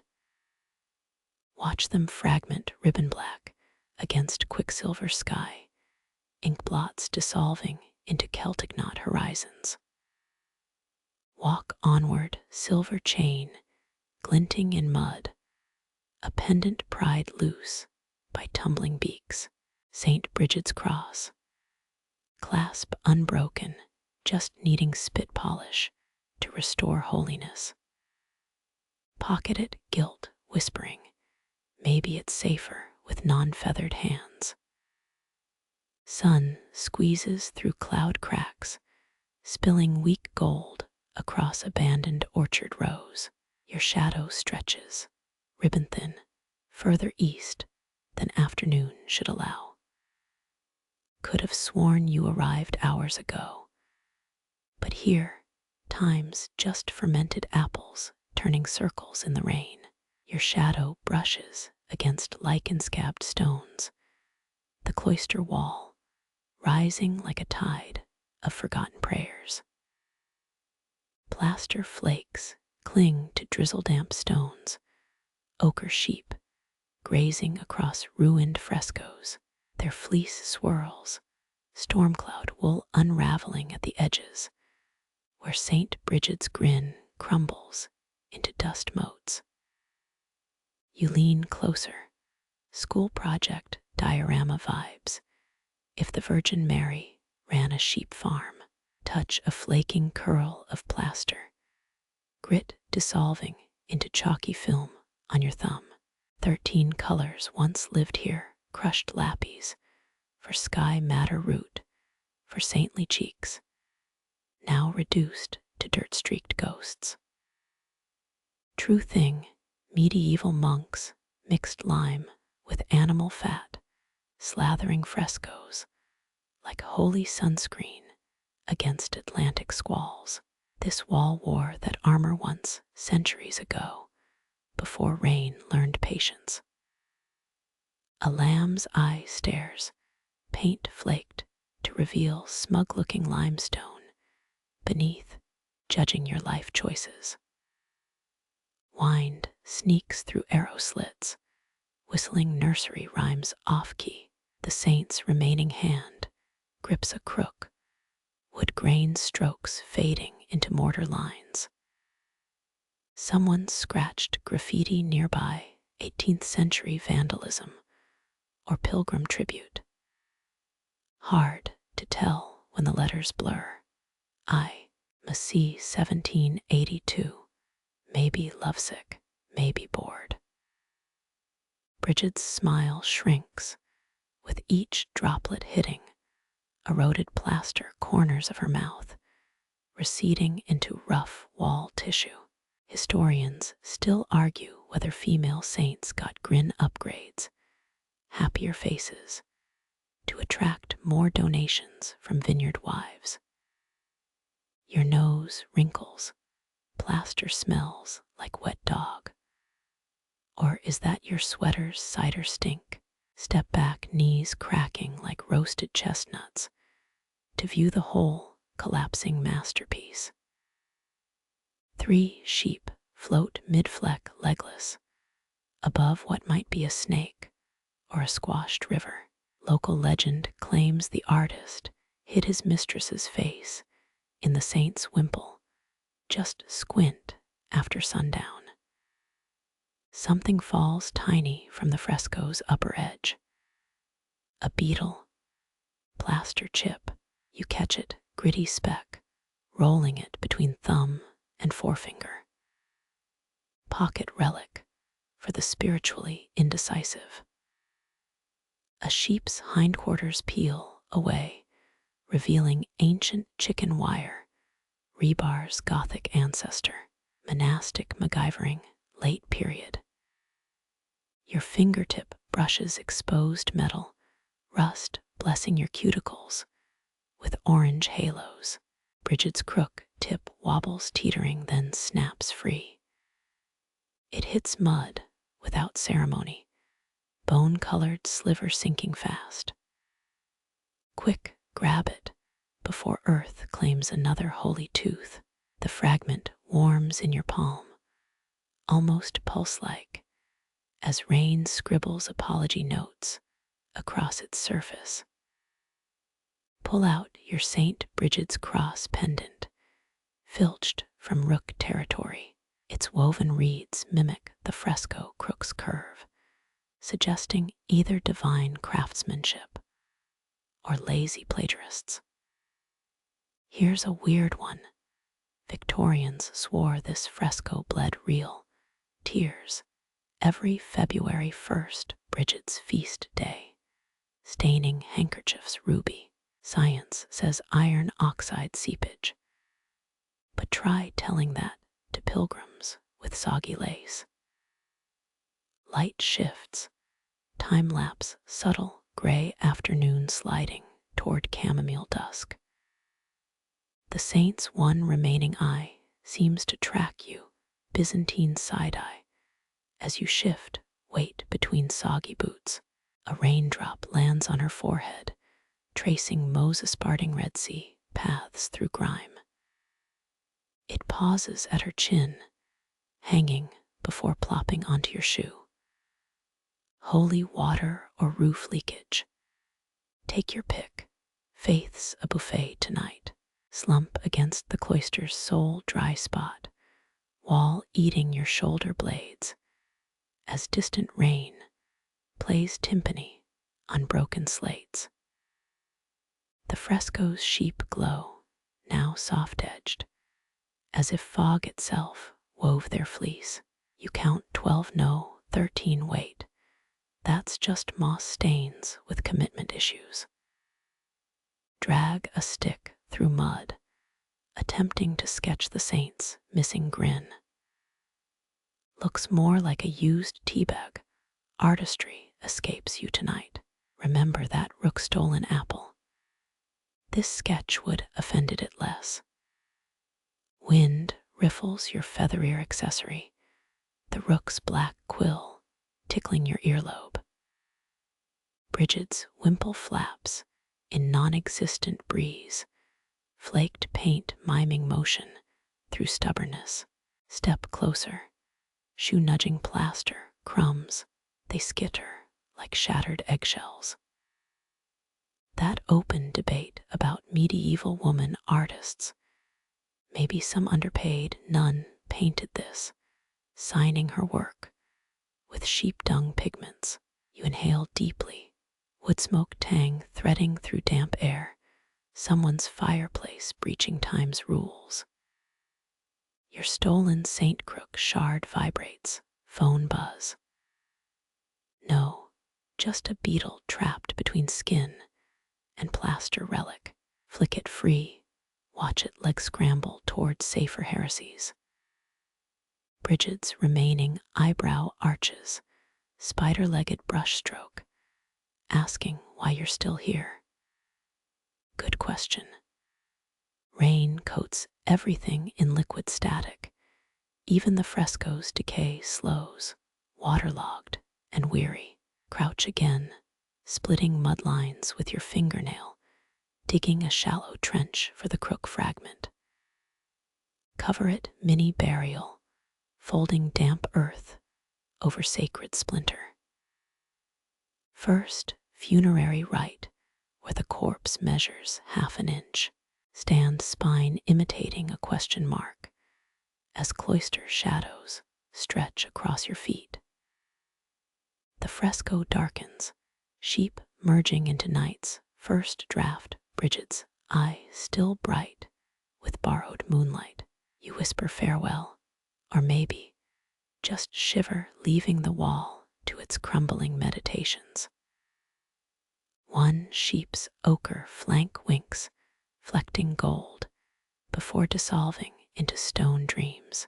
The last golden sheep winks out, its stone dreams swallowing the light as you pivot toward dusk's gray whispers. A new scent hooks your nostrils, pungent, like crushed parsley crossed with burnt lemon rind. Celery pine, their spires pierce the orchard's western fringe, needles black-green against plum-colored sky. You crunch through fallen twigs, nature's potato chips, each step releasing sharper wafts of ancient pharmacy. Medieval monks brewed these needles into paralysis cures. Or possibly murder tonics. Records get coy about dosage. 30 paces east the ground dips, matted grass, giving way to cratered dirt. Someone dug here, often centuries of scooped earth, forming little graves for secrets. Kneel, fingernails scraping cold soil, until a clay rim bites your pinky. Scoop loose dirt, revealing a vial no taller than your thumb. Cork long gone, the neck crusted with peat-stained spiderwebs.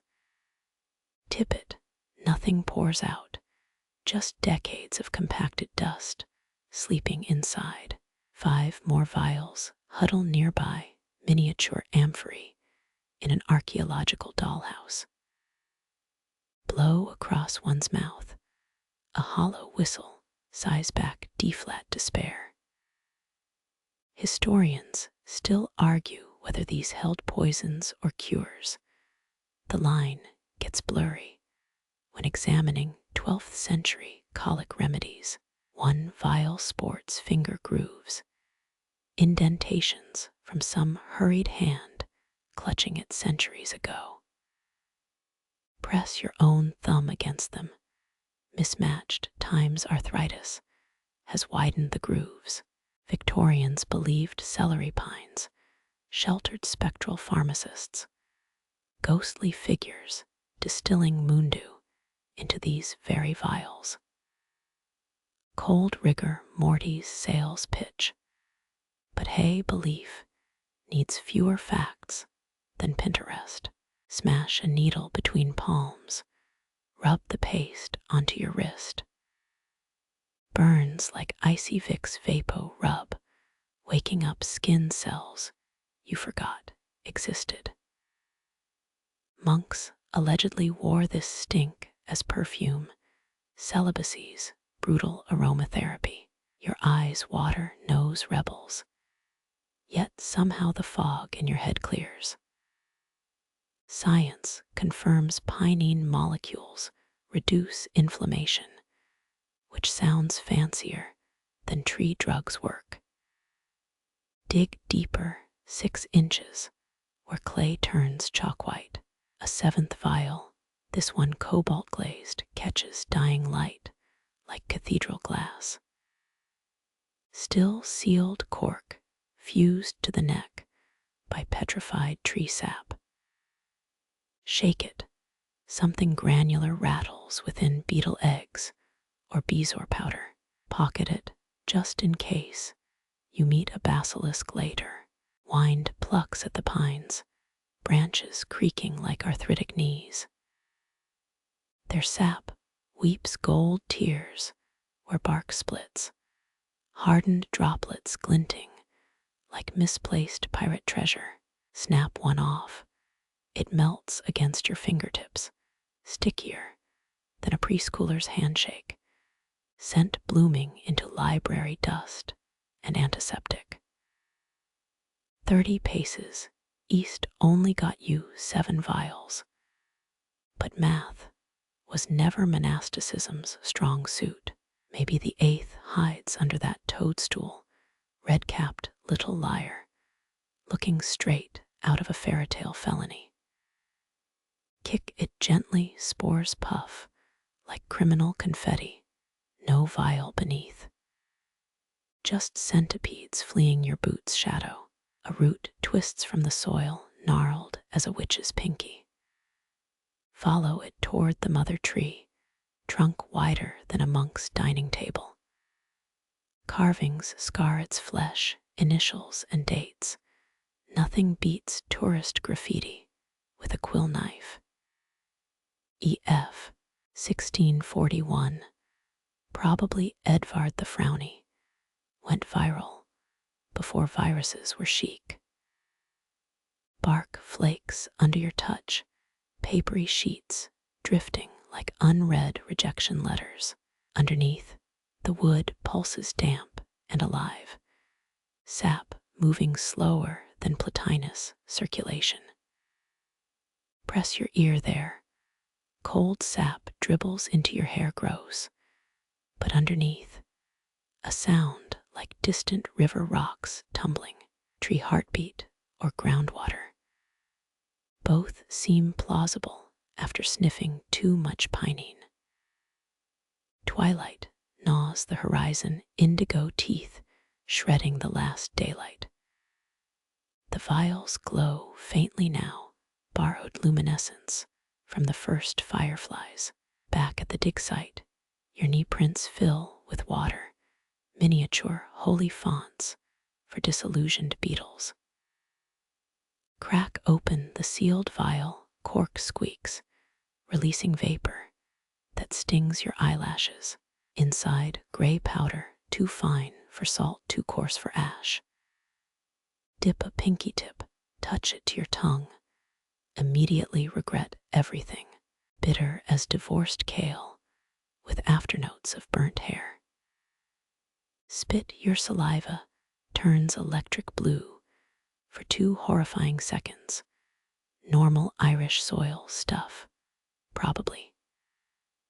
Vial 7 gets reburied, cork replaced, a time capsule for future disappointment enthusiasts. Stand, stretch, counting vertebrae pops like macabre bubble wrap. Shadows pool between pines, liquid darkness rising to your ankles. The mother tree's branches sag, needles combing your shoulders like skeletal fingers, testing your spine for weakness. No druid ghosts tonight, just the orchard exhaling cold breath through pine teeth.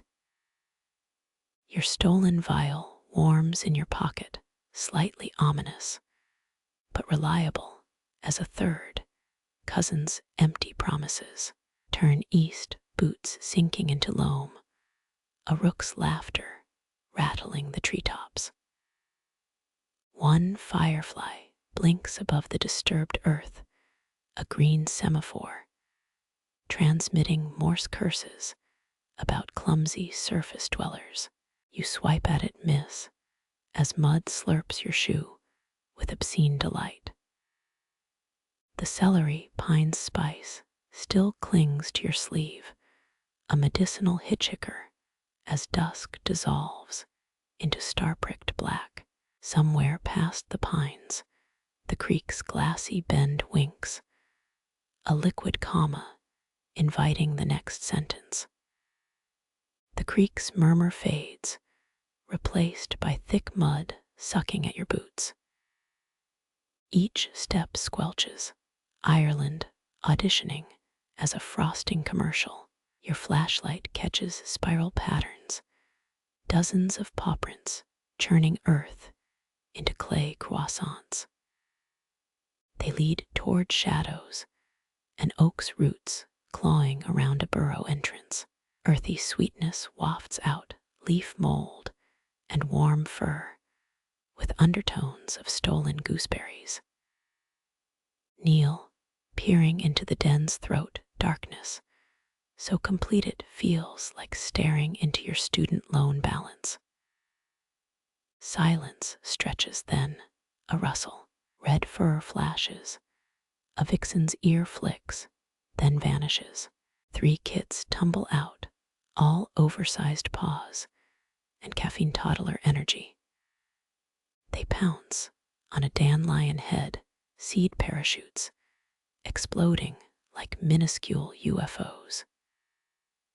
Medieval records show monks tolerated foxes, pest control for orchard rats. One illuminated manuscript even depicts Saint Kevin sharing supper with a vixen, though the saint's expression screams unpaid babysitter.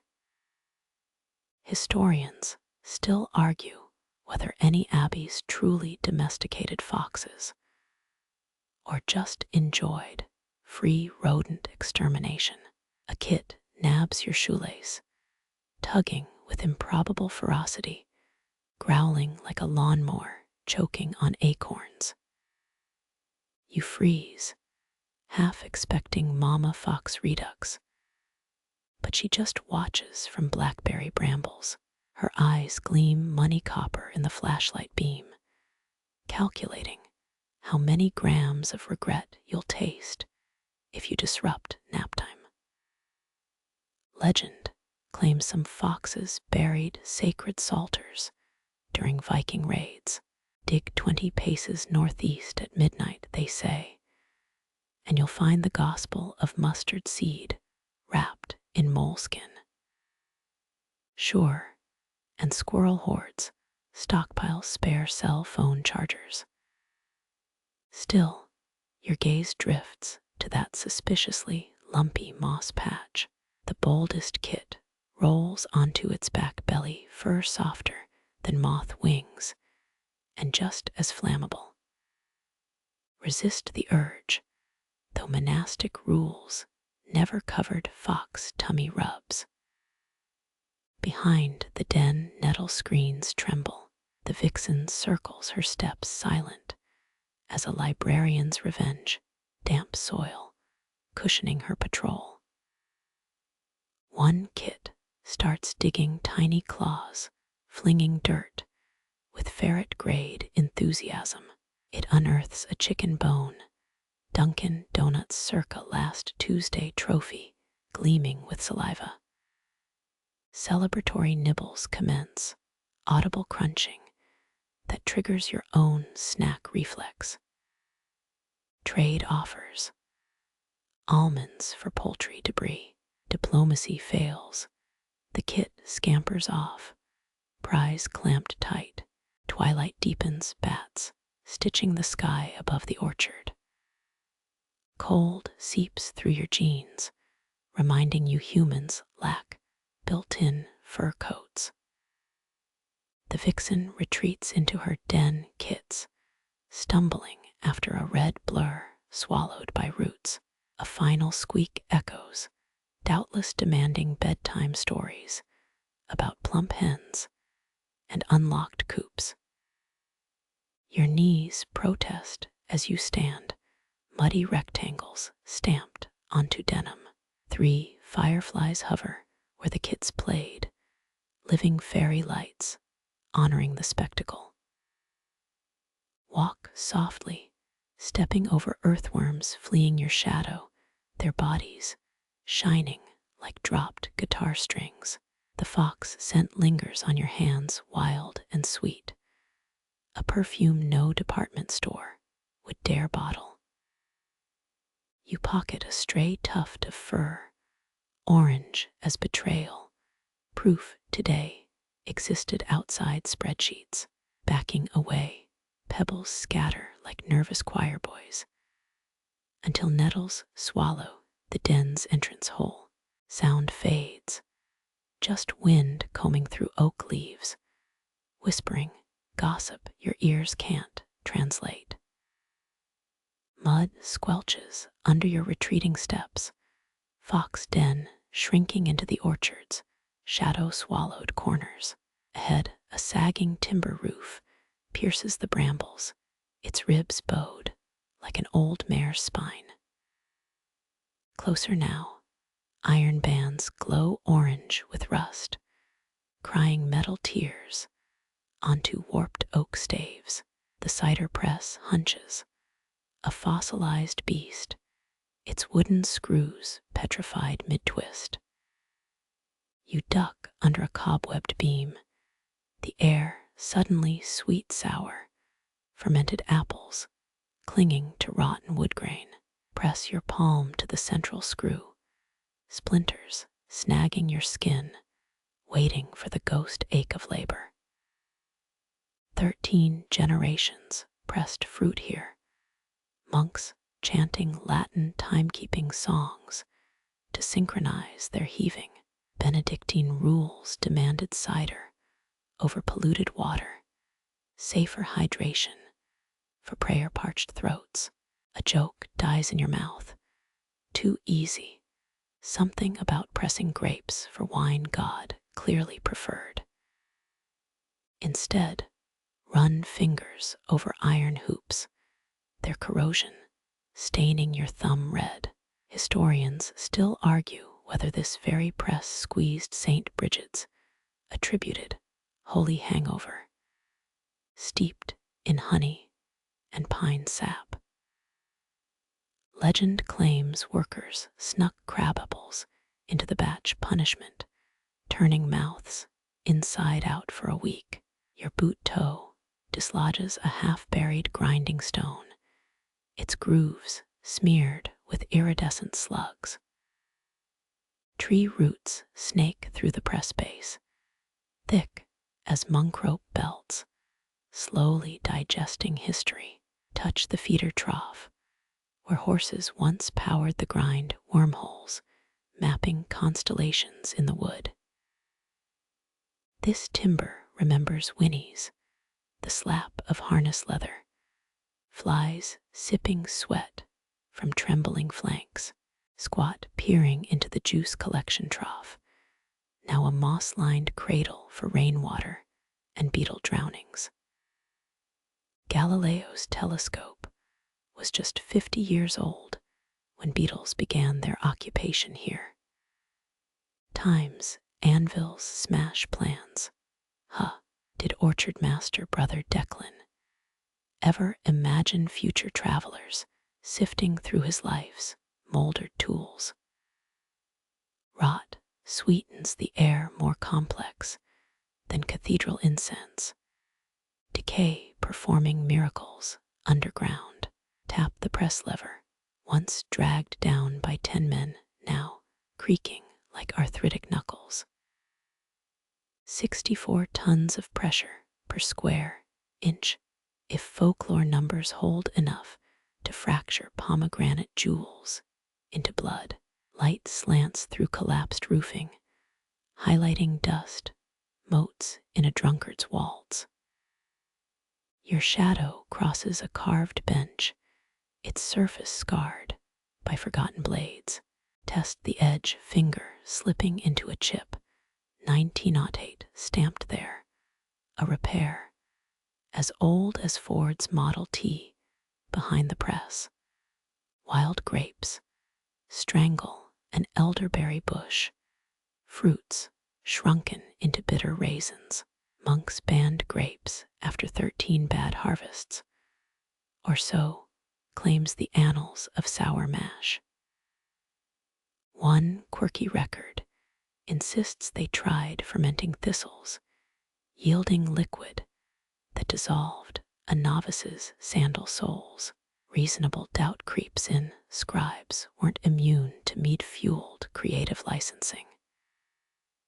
Kneel, digging through leaf mulch near the foundation, unearthing a clay stopper and shattered bottleneck. No holy relics, just 17th century Costco packaging. Glass thorns bite your thumb, reminding you to pocket nothing but memories today.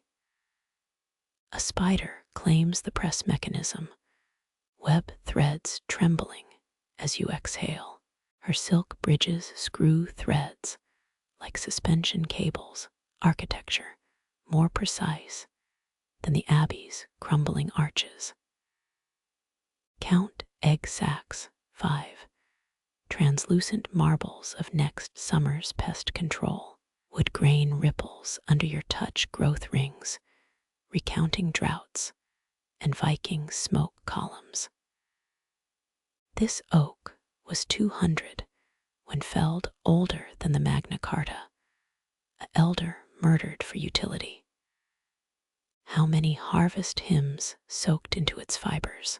Did laughter ever shake these timbers, or just dread of endless apple tides? Wind rattles loose boards, mimicking the press, death rattle. Iron creaks an octave lower than the orchard gate, bass notes for nature's repossession symphony.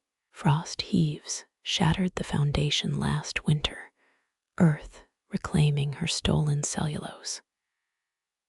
You spot movement. A thrush hops onto the lever, pecking at rust flakes. Its beak taps Morse warnings, untranslatable, yet urgent.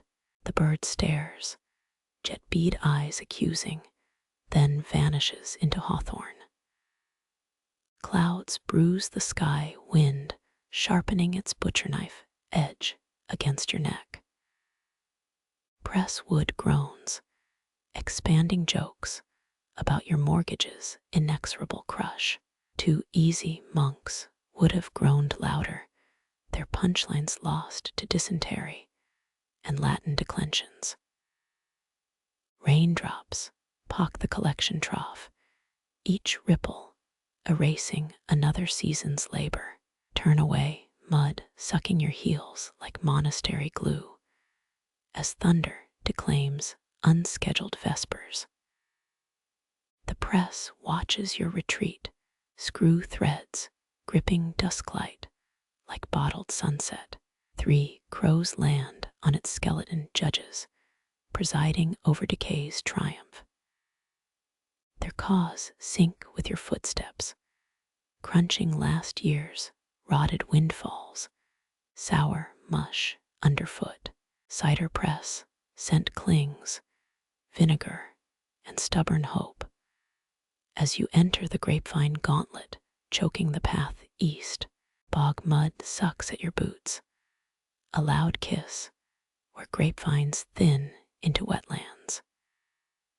Your socks wick brackish water, each step squirms, wool turning into cold seaweed against your skin.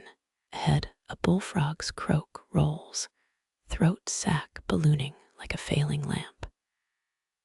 Its warning pulses through cattails, an amphibian air raid, siren lost on dragonfly bombers. Knee-deep peat-stained water swirls opaque as monk's ale. Fingers brush submerged roots, gnarled as rosary beads, slimy with algae vestments. Leaning close, a drowned wasp glows amber against muck, perfectly preserved since some long-gone summer snack attempt. Vikings used Irish bogs to hide looted chalices, though none ever admitted it aloud. 3 frogs answer the first, their basso croaks, sinking into discordant Gregorian chant. Turn slow, spotting one perched on a half-sunk log gold, eyes unblinking as saint portraits. Legends claim they guard clotbur plants, their leaves once staunched spear wounds during clan wars. Doubtful, this guy's staring like you owe him rent. Your left heel sinks deeper, mud claiming it like greedy baptismal font. Twist, ankle-popping squelch, echoing across the wetlands' fungal cathedral. 27 bubbles rise where your foot retreated, rotten egg stink, confirming the marsh's digestive mood. Kneel, pretending to inspect sphagnum moss, its sponge soak releasing iron-tinted water. Between green tendrils, translucent shrimp dart, ghostly commas in nature's draft manuscript. Historians still argue whether medieval herbalists ate these shrimps or just tossed them in holy water to freak out novices. Light warps through tea-colored pools, optical illusions of false shallows. Temptation whispers, maybe there's a monk's dropped coin gleaming below. Reason wins, barely recalling Brother Finian's diary entry about losing his sandal here in 1204. His sandal-less penance included hauling turnips uphill. Tuesdays became leg day before leg day existed. Bullfrog number 4 surfaces, belly mottled like moldy bread, riding a lily pad raft. Its croak vibrates water around it, mini tsunamis crashing against reed shores. Overhead, a heron knives through mist gray-blue as faded cassocks, its stalls staring down, a judgmental feathered bishop spotting tavern regulars skipping mass. Your sock makes a wet celery snap as you retreat, the heron's scoff almost audible. Beneath floating algae, something leathery brushes your calf. Don't panic, probably just rotting leaves, not the marsh hag from nursery rhymes. County Meath mothers warned kids about her green teeth gnawing on toe knuckles, stealing left socks. Oddly specific threat, like she ran a lost sock racket for imps. Lightning forks west thunder, lagging 8 Mississippis behind. Frogs fall silent, nature's orchestra pit, holding its breath before the timpani strike. Rain dimples the bog each drop, punching perfect mud craters. An artillery barrage you forgot to dodge. Duck under a willow branch, its leaves weeping brown-tipped tears onto your collar. 20 steps toward firmer ground, hip boots surrendered to the marsh gods, wet denim, now your itchy new skin. Frog song erupts again, downpour their encore croaks, deeper than tubas. 2 glistening bodies cannonball off a log, kerplunks soaking your already tragic socks. Monks harvested frog spawn for poultices, specifically to cure baldness, according to marginalia in the Book of Leinster. 0 evidence it worked, unless you count tadpoles as hair. The bog exhales peat smoke musk, a scent older than the abbey's foundation stones. 700 years ago, this was drained pasture, sheep nibbling, where water striders now skate. Climate shift invited the marsh back, swallowing human efforts like a sour apology. Your retreating footprints fill, vanishing, as if no pilgrim ever disturbed this muck. Last glance reveals frog eyes surfacing, their golden stares tracking your soggy escape. Shiver, not from cold, but the swamp's insistent intimacy. Undress layers tonight, peeling wool away like bog skin water wrung into a chalice borrowed from the nightstand. Thunder groans, a monk-sized belch, as you finally reach grassier terrain. Bullfrogs fade behind, still debating your intrusions in croaky Latin hexameter, throats flickering like guttering candle flames. Clouds rip open rain, erasing the sanctuary's boundaries, washing bog secrets into deeper darkness. Rain lashes your back, driving you uphill toward the shelter of gnarled trees. Grass gives way to spongy mulch, the whiskey breath of peat still clinging to your jeans. Ahead, a shattered silhouette thrusts skyward lightning's violent artistry, frozen in wood. You halt beneath the yew's broken crown, branches splintered like bone shards. Rain drips slower here, filtered through needles darker than monks' mourning robes. Lightning scars spiral up its trunk, black veins of some arboreal heart attack. Touch the wood, cool despite the storm's rage, resin weeping amber where bark split. Vikings sacked this abbey in 1203, flames devouring manuscripts and roof beams. Yet this tree watched, sapling then, sucking ash into its roots like gruel. Count 93 rings on a fallen limb, each groove a winter survived. It sprouted when Charlemagne still drew breath, a sapling nourished by scriptorium smoke. A fringe theory claims ancient druids marked it with Ogham first, carving curses against Christian axes. No proof survives, just grooves swollen shut by centuries of silent growth.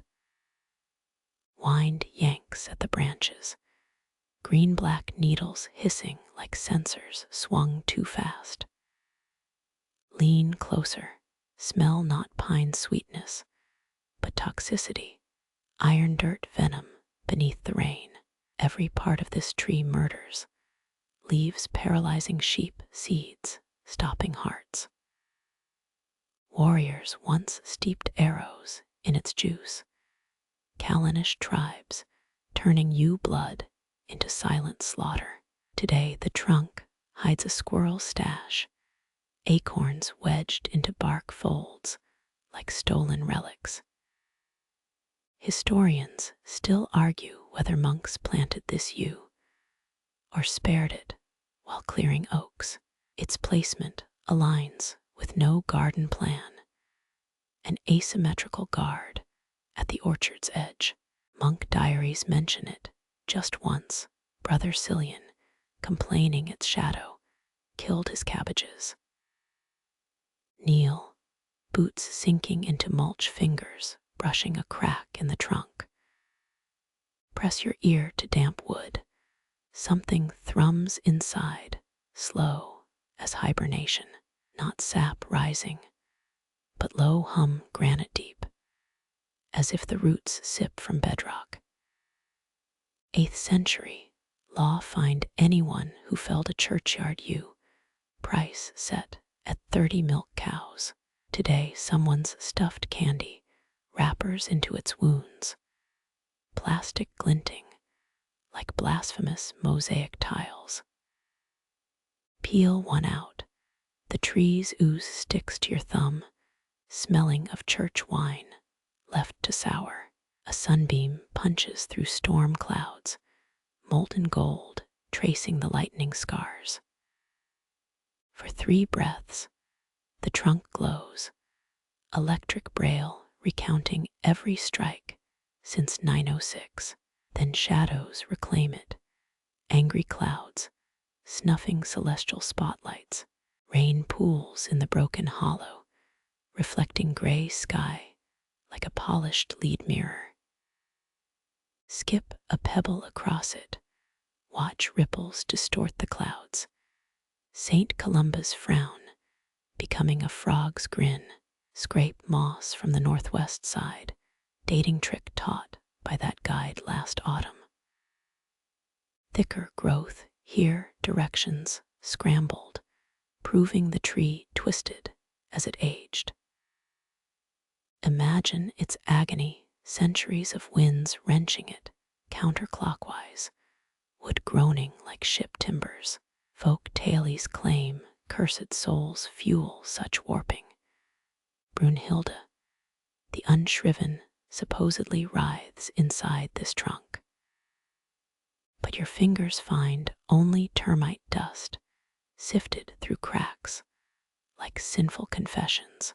A woodpecker drills overhead, jackhammer rhythm echoing inside hollow limbs. Shelter here until the downpour eases, shoulder pressed against fibrous ribs. Someone carved initials inside, T+M heart around it, flaking into bark scars. Wonder if they knew you would outlasts love 5 centuries from now, those letters still screaming into silence.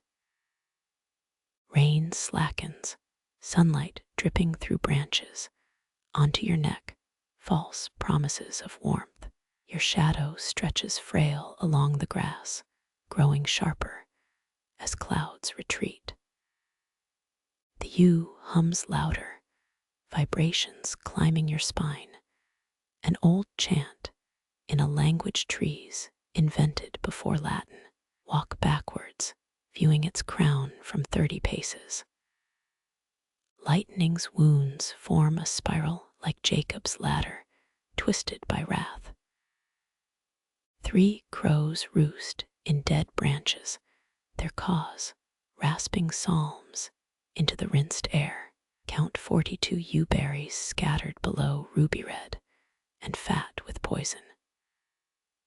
Crush one underheel, pulp staining stone crimson as martyr's blood, its venom harmless until swallowed. Monks brewed tiny doses into pain tonics, drowning nerve screams in herbal fog. Touch the trunk once more, palms reading scars older than Magna Carta. The wood warms slightly, as if your presence soothed some ancient grudge. Historians still argue whether it marked a druid gravesite, its roots cradling bones turned to chalk. No shovels ever proved it, though ground-penetrating radar blinked madly here last July. Thunder growls, not overhead now, but grumbling north toward distant hills. The yew's needles shiver, casting off diamonds, each drop hitting soil with monastic precision. Turn west, your shadow, now a companion, striding toward the abbey's remaining walls. The hum follows, felt through souls, its rhythm syncing with your heartbeat for 7 steps before fading into orchard whispers. Your shadow falls first on the sun-warmed granite, a rectangle low enough to cradle aching hips, sink onto its edge, stone holding day's heat like a thrifty cook clutching embers. Rough grooves pattern its surface, centuries of churn legs, dragged clockwise by weary arms. Monasteries once stockpiled butter as winter gold barrels traded for salt or nails.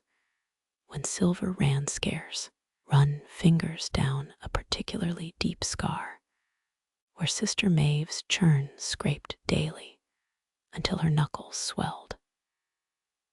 Experts think monasteries stored over 80 pounds per monk, enough to grease pans and parchment seals for a year. The granite smells faintly of sour cream. Even now, ghost traces of lactic alchemy seeping through stone pores.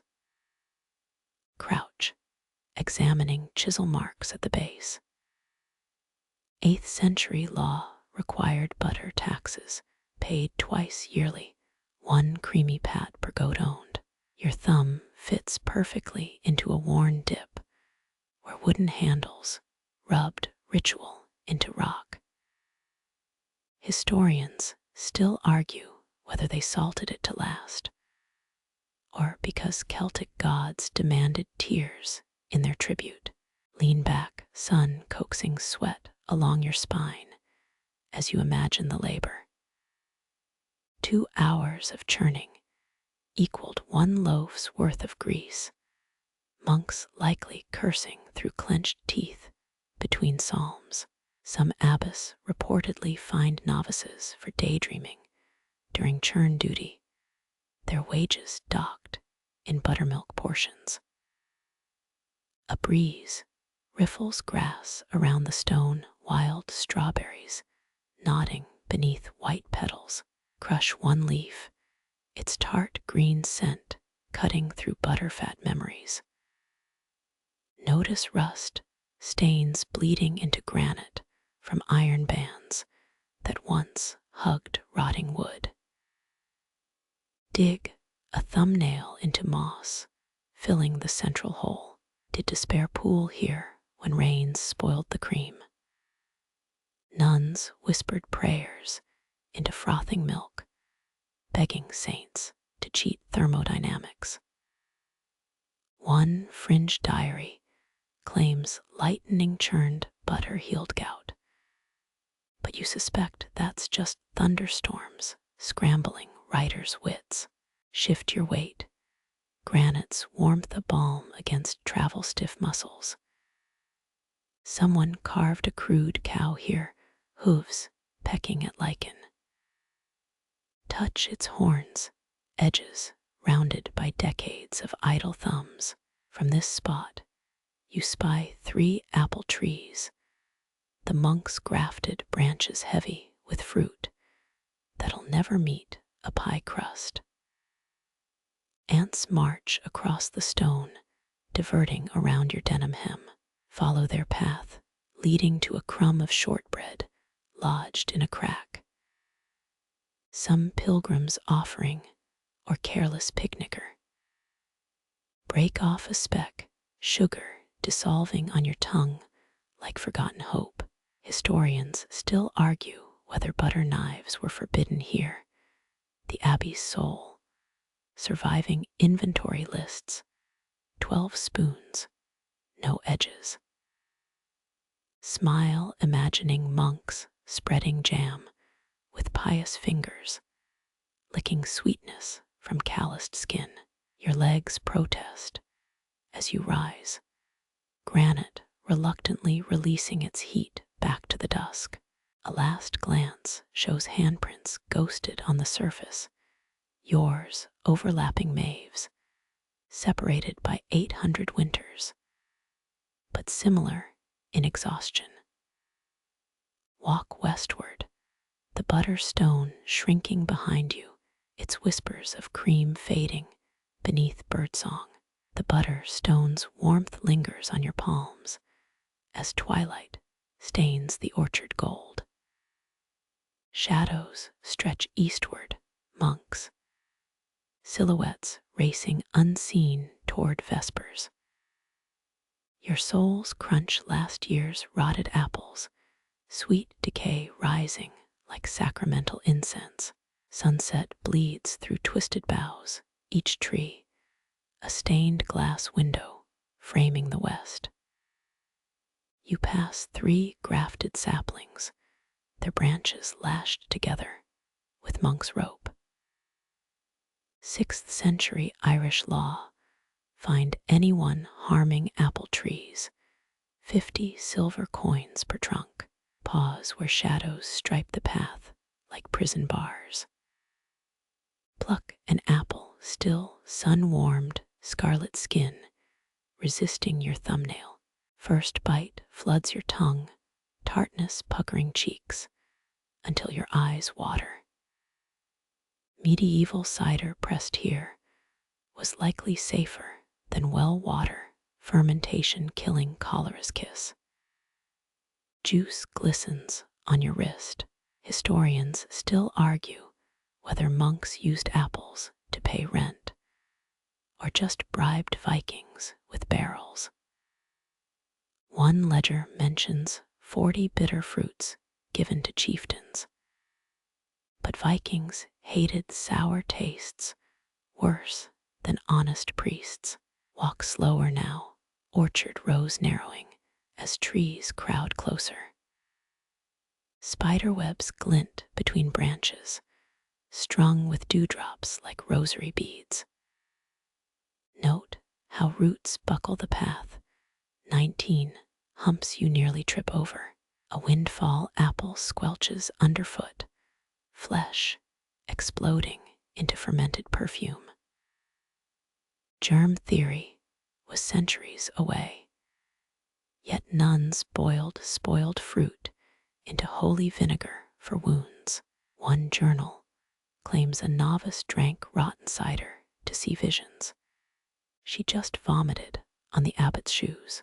Twilight deepens, the horizon bruising purple behind Black Hill. Monastery bells would have rung right now, calling brothers from orchard work to prayer. Wrap your hand around another apple, this one speckled with bird pecks, second bite sweeter, almost honeyed near the core. Monks grafted sweet stock onto wild roots thieves of Eden's abandon. Press the seeds into moss, knowing deer will devour them by dawn. Your shadow stretches 10 feet, elongated limbs mimicking the tree's arthritic reach. Sunset gilds a spider silk thread, your breath making it shiver like a plucked harp. Beneath the loudest tree, find a single bee drunken on fallen nectar. Stagger step circles, wings sticky with apple wine. Historians still argue whether orchards were prayer gardens or just efficient pantries. Saints loved metaphors, sour fruits redeemed by patience into sweetness. Vesper lights would glow ahead, red-haired brother, Aiden lighting tallow dips. Tonight, only fireflies blink in the cloister ruins. Bend to pocket one perfect apple, skin flawless as a bishop's lie. Later, you'll find it bruised from bouncing against your keys. Pause where the path forks. Left leads deeper into darkening trees. Right winds toward the broken cloister arch. Scholars found seeds here from Middle Eastern cultivars. Rome's dying breath traded for Irish wool. Your thumbnail digs into the apple's stem scar. Tart juice sugars your lower lip, stings where winter wind chapped it raw. Dusk thickens, starling wings scritching in the hawthorn above the granary ruins. You freeze, 20,000 feathers tuning like violin pegs before the symphony. A single bird drops, then the sky rips open. The flock swirls, oil spilled on choppy water. Their bellies flash copper, last sunlight catching under feathers rarely seen. Murmurations once guided travelers to safe harbors. Medieval maps marked bird rivers near this coast. Breathe in air vibrating with wing hum like power lines after rain. The swarm balloons forming a lung shape blacker than priest robes. Now it stretches, smearing across twilight like squid ink in brandy. One brave starling veers, 7 followers copying its dive toward rotted rafters. The rest follow screaming like dropped coins on cobblestones. Historians still argue whether monks trained starlings to steal parchment scraps or just cursed their grape raids. Clouds of birds funnel into the granary's shattered roof, your ears filling with muffled claps. They roost where barley once stacked higher than a horse's withers. Tiny claws skitter on worm-eaten beams, rustling louder than falling pages of psalters. Wait, half the flock bursts back out. Thousands surge upward, forming a spiraling funnel above your head. Their wings flawlessly aligned, less than 3 feet apart at 40 miles per hour. How they don't collide baffled even Leonardo, who sketched murmurations beside helicopter designs. A tourist pamphlet claimed starling flocks telepathically sync, ridiculous as drunk saints. Scientists say it's just 7 rules: speed match, steer toward neighbors, avoid collisions. Same way monks queued for gruel, minus the shoving. Black wings stitch the sky into quilted night. Only Ireland's starlings still dance like this, descendants of birds riding Viking longships. Some swear they mimic dragon silhouettes to scare falcons. Pure folklore, of course. Tilt your head. The swarm's shadow dapples your face like a shutter's cutouts.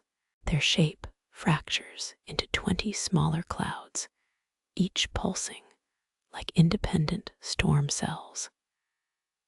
Stale grain musk rises as more birds cram into the granary. One straggler lands on your shoulder, feathers softer than nun-spun wool. Its claws pinch through your jacket, metal band glinting on its leg. You flinch, it curses in chirps before rejoining the chaos.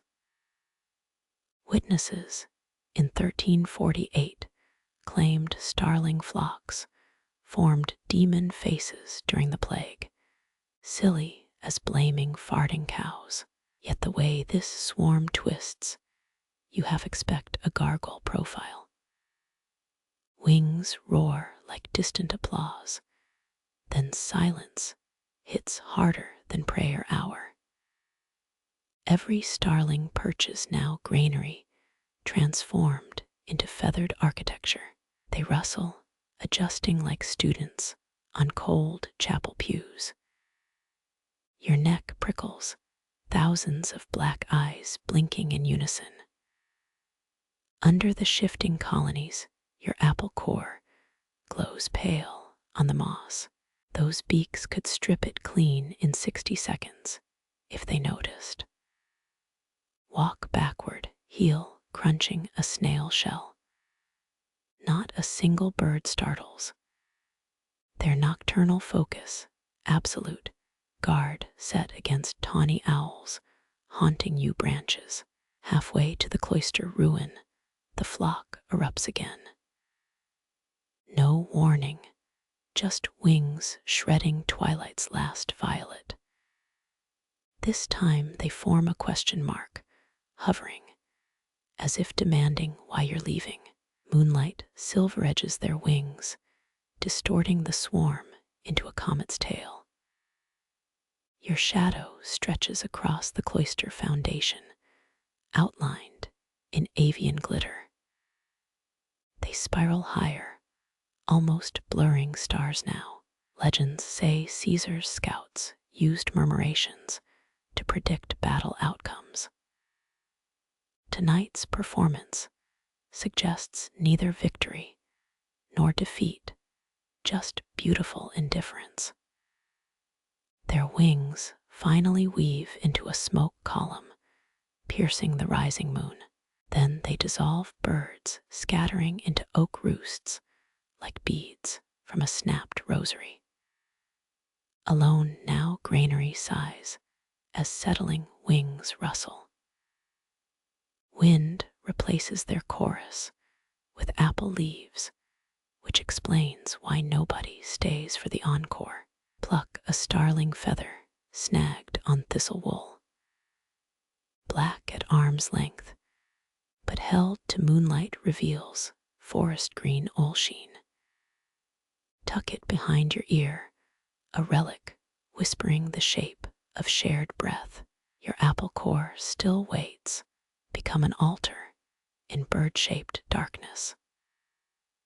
Moonlight bleeds through the orchard canopy, your shoes sinking deeper into loam as night claims the path. That apple core behind you now, just a dark lump guarded by starlings. Ahead, something glimmers low between bramble thickets. Not fireflies, too steady, too purple-black.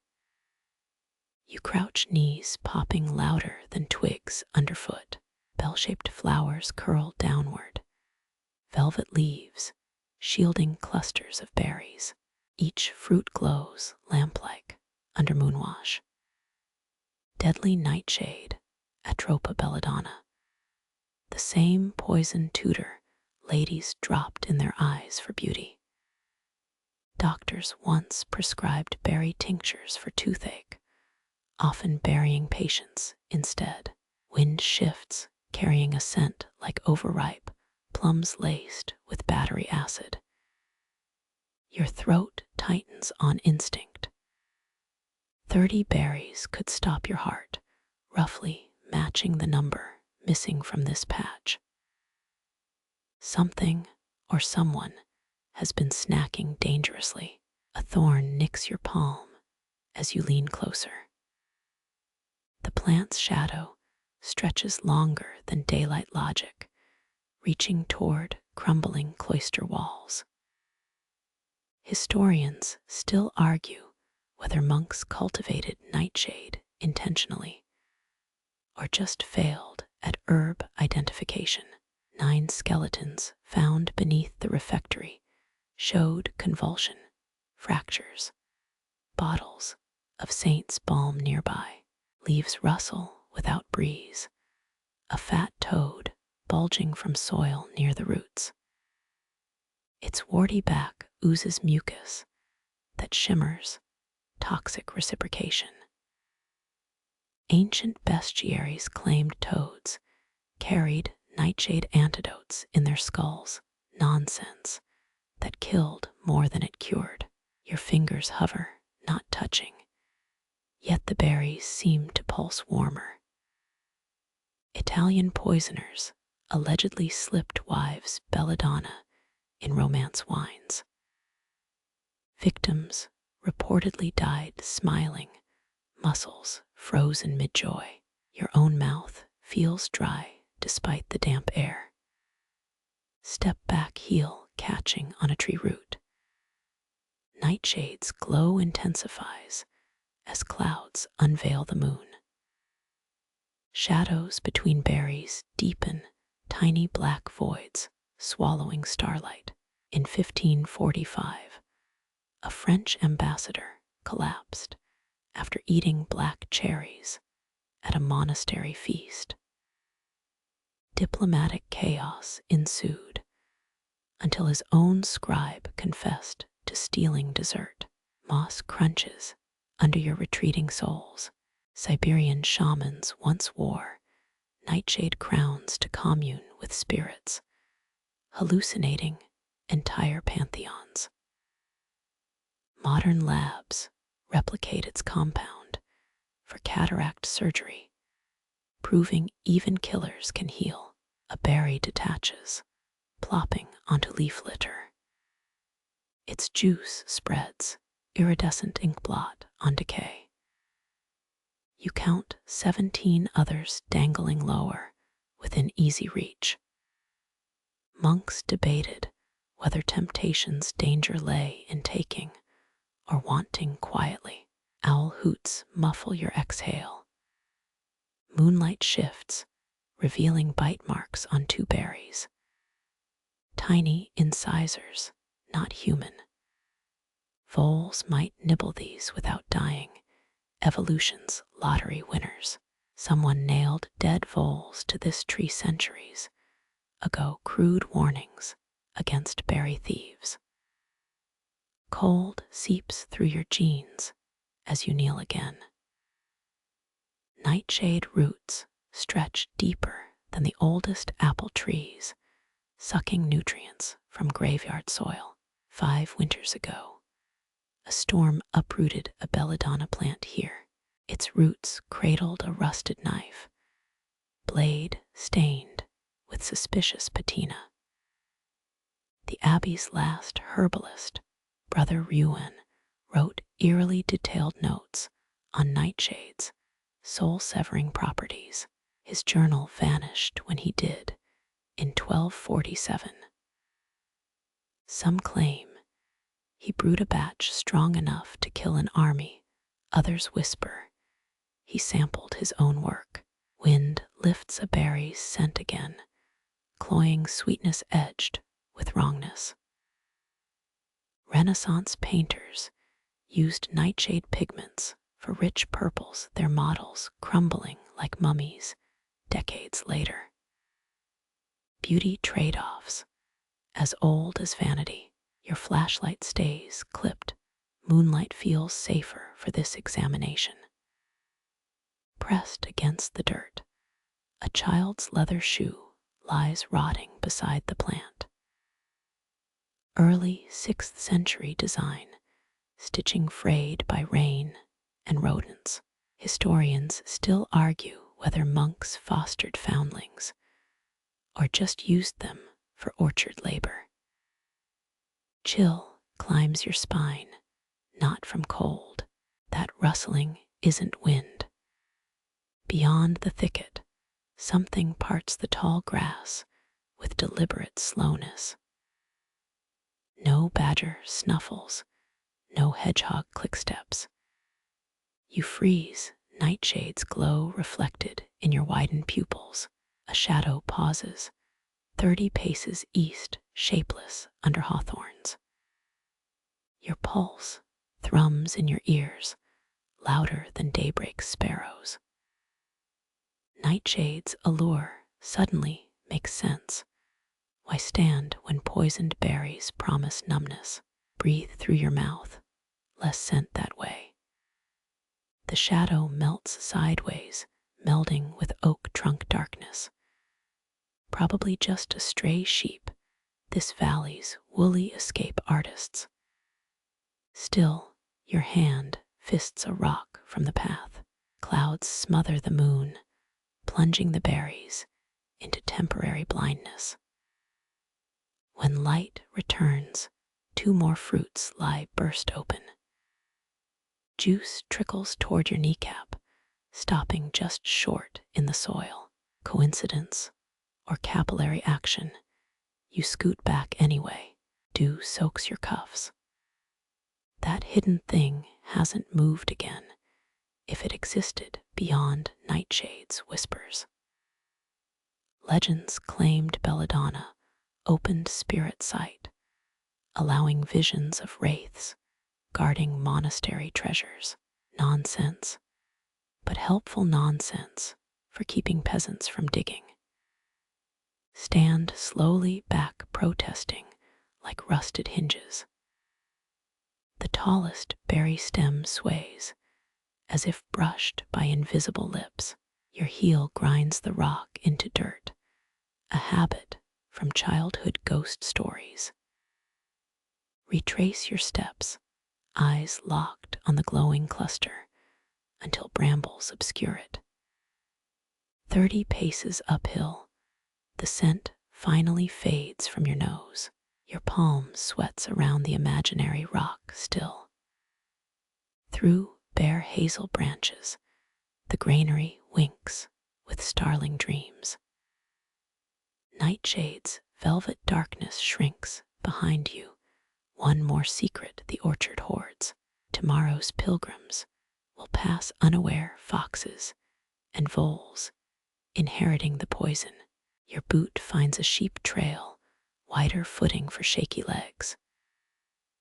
Moonlight resurrects every twig as claw or bone. Breathe peat smoke and mildew now, the berries, memory souring on your tongue. Funny how danger can glow so prettily, like gilded psalter pages, powdered with arsenic. You touch the feather behind your ear, still silky from murmuration magic. Nightshade's allure fades with each step, but your shoulders stay tense until the well comes into view. Distant owl cries scatter the remaining dread. Fingertips graze cool well stones, moss cushioning their age pits.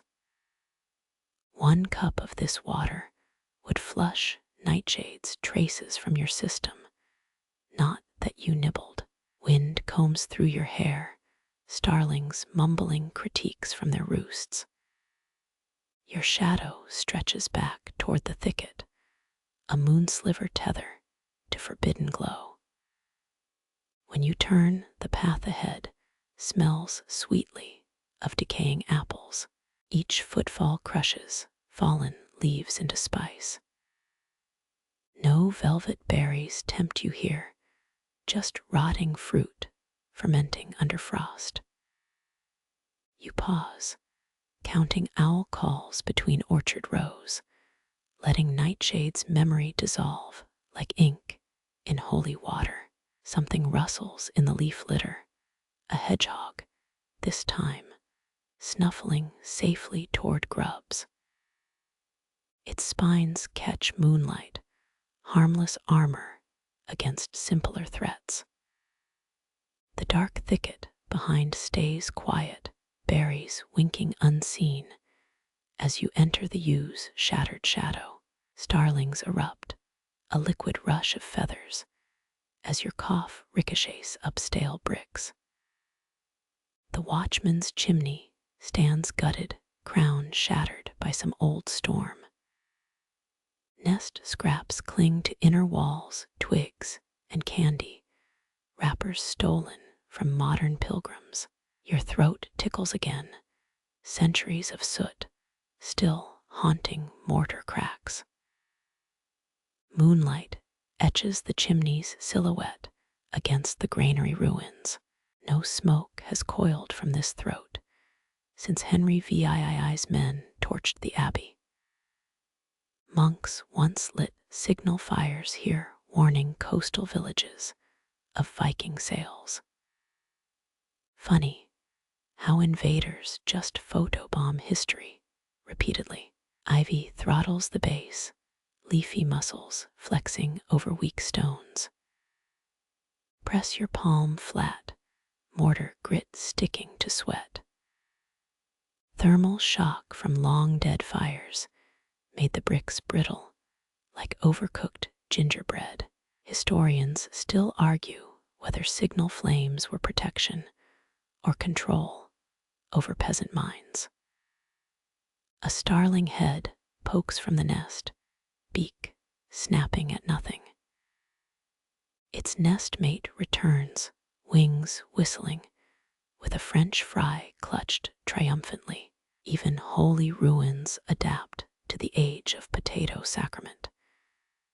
Your shadow climbs the chimney, stretching thin as lichen. 11 sections remain each brick layer, a decade of different soot. Touch blackened patches, fingertips coming away gray. 19th century burn marks sear deepest, arson during Ireland's land wars. Some claim the watchman's ghost ignited them, still guarding against trespass.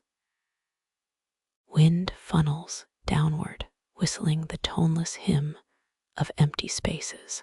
Lean in your ear-catching, rusted echoes. Workers found 7 skeletons crammed inside during a 1923 restoration. Their skulls bore neat holes, Elizabethan musket balls nesting in bone. Another cough builds, you muffle it into your elbow. Starlings don't startle this time, too busy bickering over stolen fries. Connor's sheep shack 3 valleys over serves them extra salty.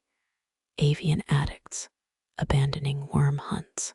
Moonlight catches something beneath the ivy, a scratch on the lowest brick. 13 marks, some monk's tally of attacks repelled. Or brew days missed calendar of thirst. Scholars found similar notches at Clonmacnoise, probably tracking grain stores or gambling debts, monks being monks. Your heel grinds a shard of Victorian pottery, blue willow pattern kissing mud. 20th century, buttons glitter nearby, pearl discs shedding their coats. Funny how garbage outlasts kingdoms.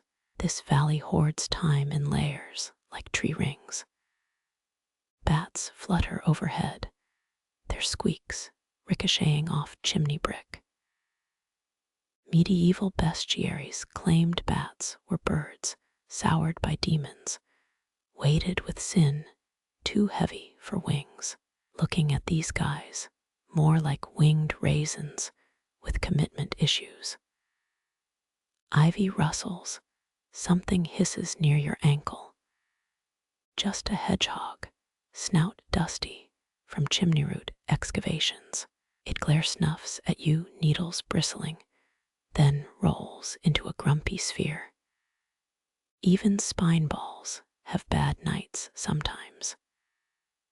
Press your back against sun-warmed brick, day's heat lingering like gossip. Starlings quiet, sensing dawn's approach, your shoulders unknot, a rare gift from ruins. A lone brick protrudes, loose your thumb testing its wobble. 18th century replacement, smoother than its medieval cousins. Pry it free, surprise making you fumble.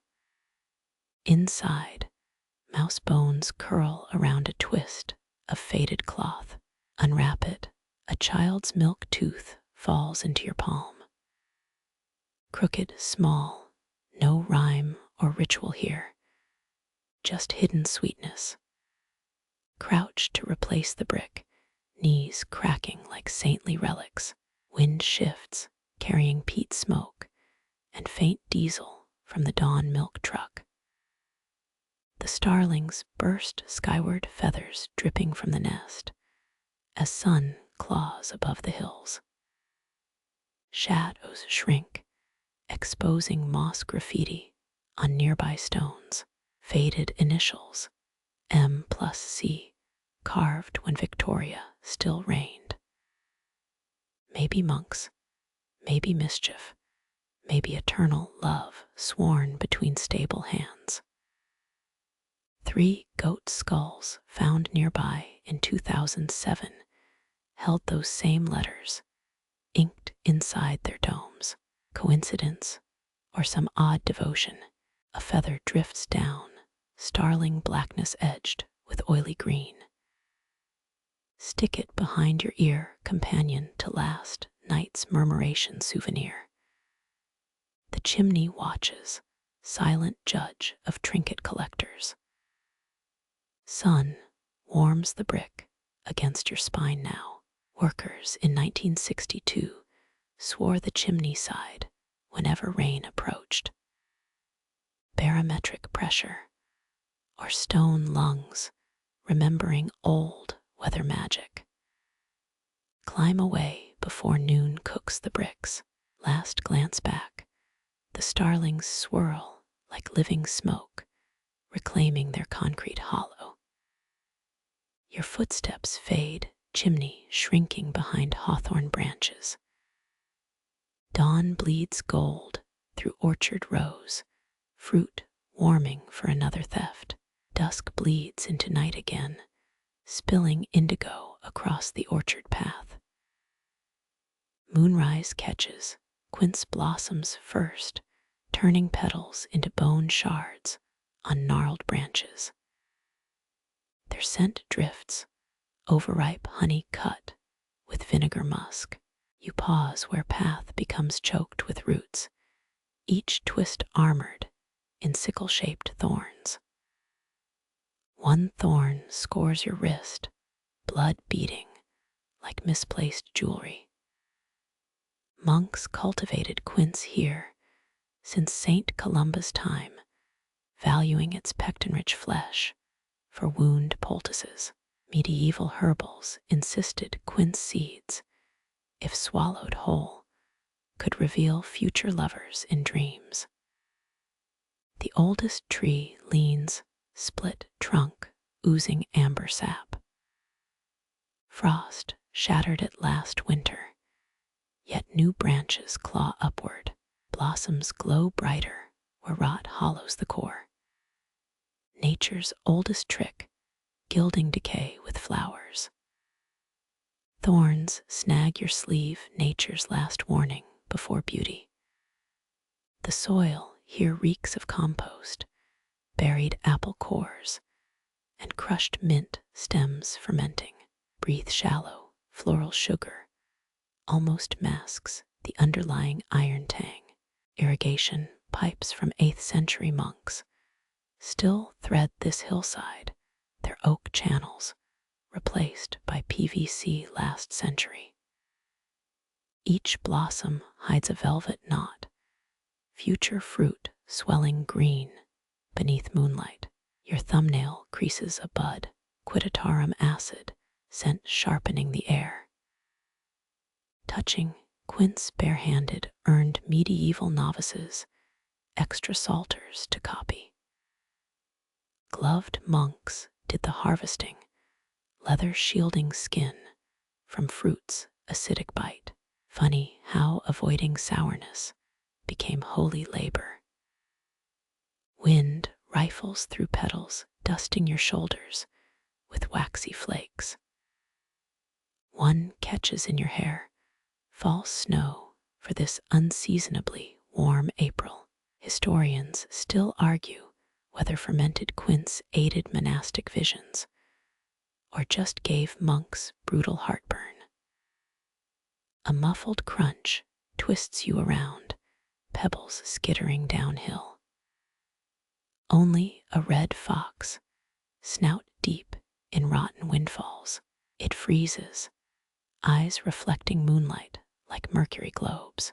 Something bulges in its jaws, stolen quince from last autumn's cache. You thief, you whisper, smirking at its twitching ears. It vanishes, swallowed by hawthorn shadows.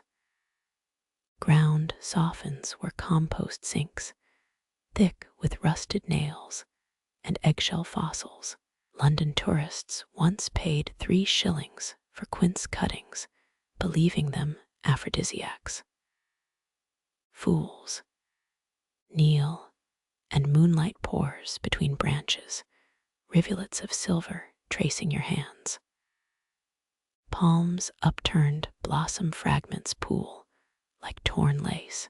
Squeeze them, sap gluing your fingers into sticky pilgrims. Voice drifts from the west wall, drunken ballads sung by unseen farmers. Their tractor idles, headlights off, as they bunker potatoes against phantom frost. The ghost of Brother Cillian supposedly uproots untended crops, still punishing sloth after 7 centuries. Your boot toe unearths a glass shard, iridescent curve from some shattered votive, 17th century whiskey bottle, probably drained by bored altar boys. Blow dust from its edge, green glass sings faintly a ghost note. Quince sap itches as it dries, medieval glue stripped from monastic manuscripts.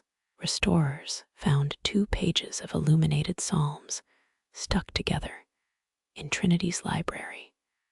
Some sleepy monks, quince paste blunder. A moth lands on your knuckle, dusted like sugared violet, wings open, revealing eye spots that swear they're watching you. I know, I'm trespassing in the bedtime stories, you murmur. It flees, leaving scales sparkling on your skin. Moon bleaches color from the world, black and white, and silver replay. Blossoms lose their blush, becoming paper cutouts. Only scent remains defiantly technicolor. Step closer to the split tree, rot smell deepening. Fungus blooms ivory tongues from its wounds, death wearing bridal lace. Pluck one, flesh spongy and cold, scattering spores like phantom breath. 47 petals cling to your jacket now, pale hitchhikers documenting your path. Bend the compost's iron stench rising, and peel back melting leaf layers.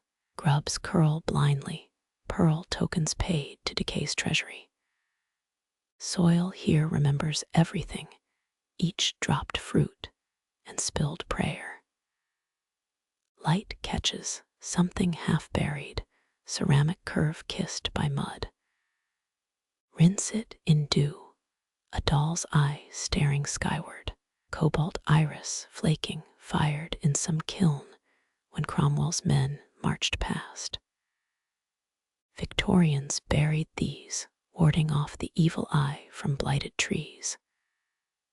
Pocketed the iris, gaze prickling your thigh through denim. Thunder purrs beyond the hills, too distant for rain. Some say quince trees shiver before storms, roots sensitive to barometric drops. This one stays still, sap thickening like clotting blood. Press your palm over bark, rough braille recounting droughts and starfalls. Hundreds harvested here, yearly despite the thorns, fruit stewed with honey to soften its bite. Monasteries traded quince jelly for Spanish saffron, medieval flavor diplomacy. A thorn pierces your cuff, snagging thread into a frayed constellation. Pull away, and the branch sways, petals snowing onto wet grass. Freeze, breath held waiting for some spectral reprimand. Only wind answers, tearing blossoms from their twigs. Your stomach growls, betraying poetry with peasant hunger. €3 would buy you dumplings in the village, steam-fleshed and fragrant with ginger. Instead, you bite a quince bud, bitterness flooding your tongue. Instant spit take, mouth puckered like a drawstring purse. Monastic penance tastes like battery acid and regret. Laughter bursts out, startling the moon-beclouded bats. Their wings slice air, night's fabric restitching itself behind them. Wipe your tongue on your sleeve, sourness lingering like a bad psalm.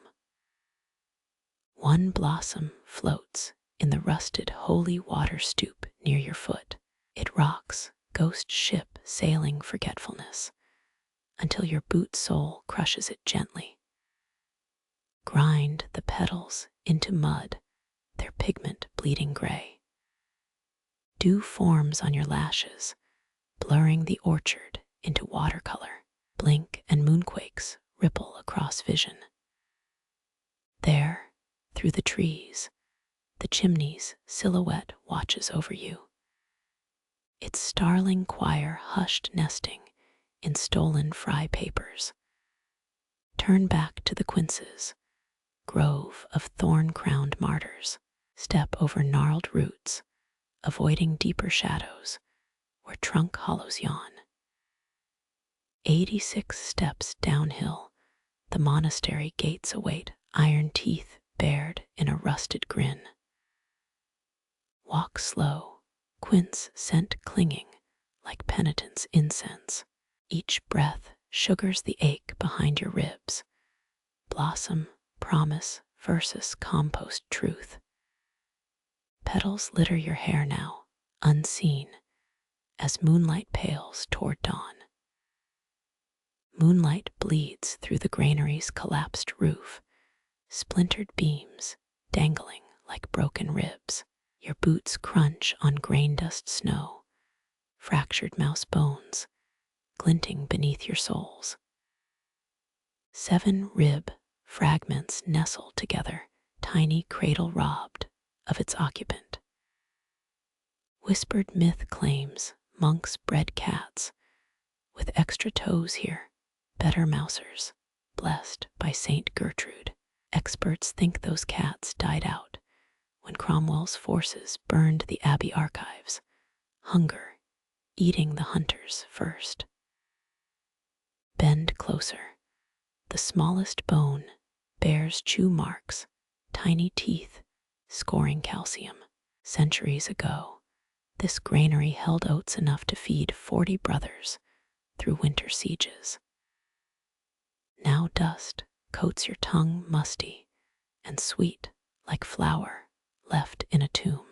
A shredded moth wing winks cobalt from the debris, its scales still holding color after decades. Pocketed iridescence, catching your nail like old varnish. Your shadow stretches rippling across collapsed shelves that once groaned under rye sacks. Historians still argue whether 13th century crop failures sparked the monastery's decline or just exposed its rotten foundations. Kneel, fingertips brushing a rusted scythe blade, half buried in dirt. Harvest songs once echoed here, brothers chanting as they piled golden sheaves. Now silence curdles thick as sour milk. Lean against a sagging post, its wood spongy with rot beetles' tunnels.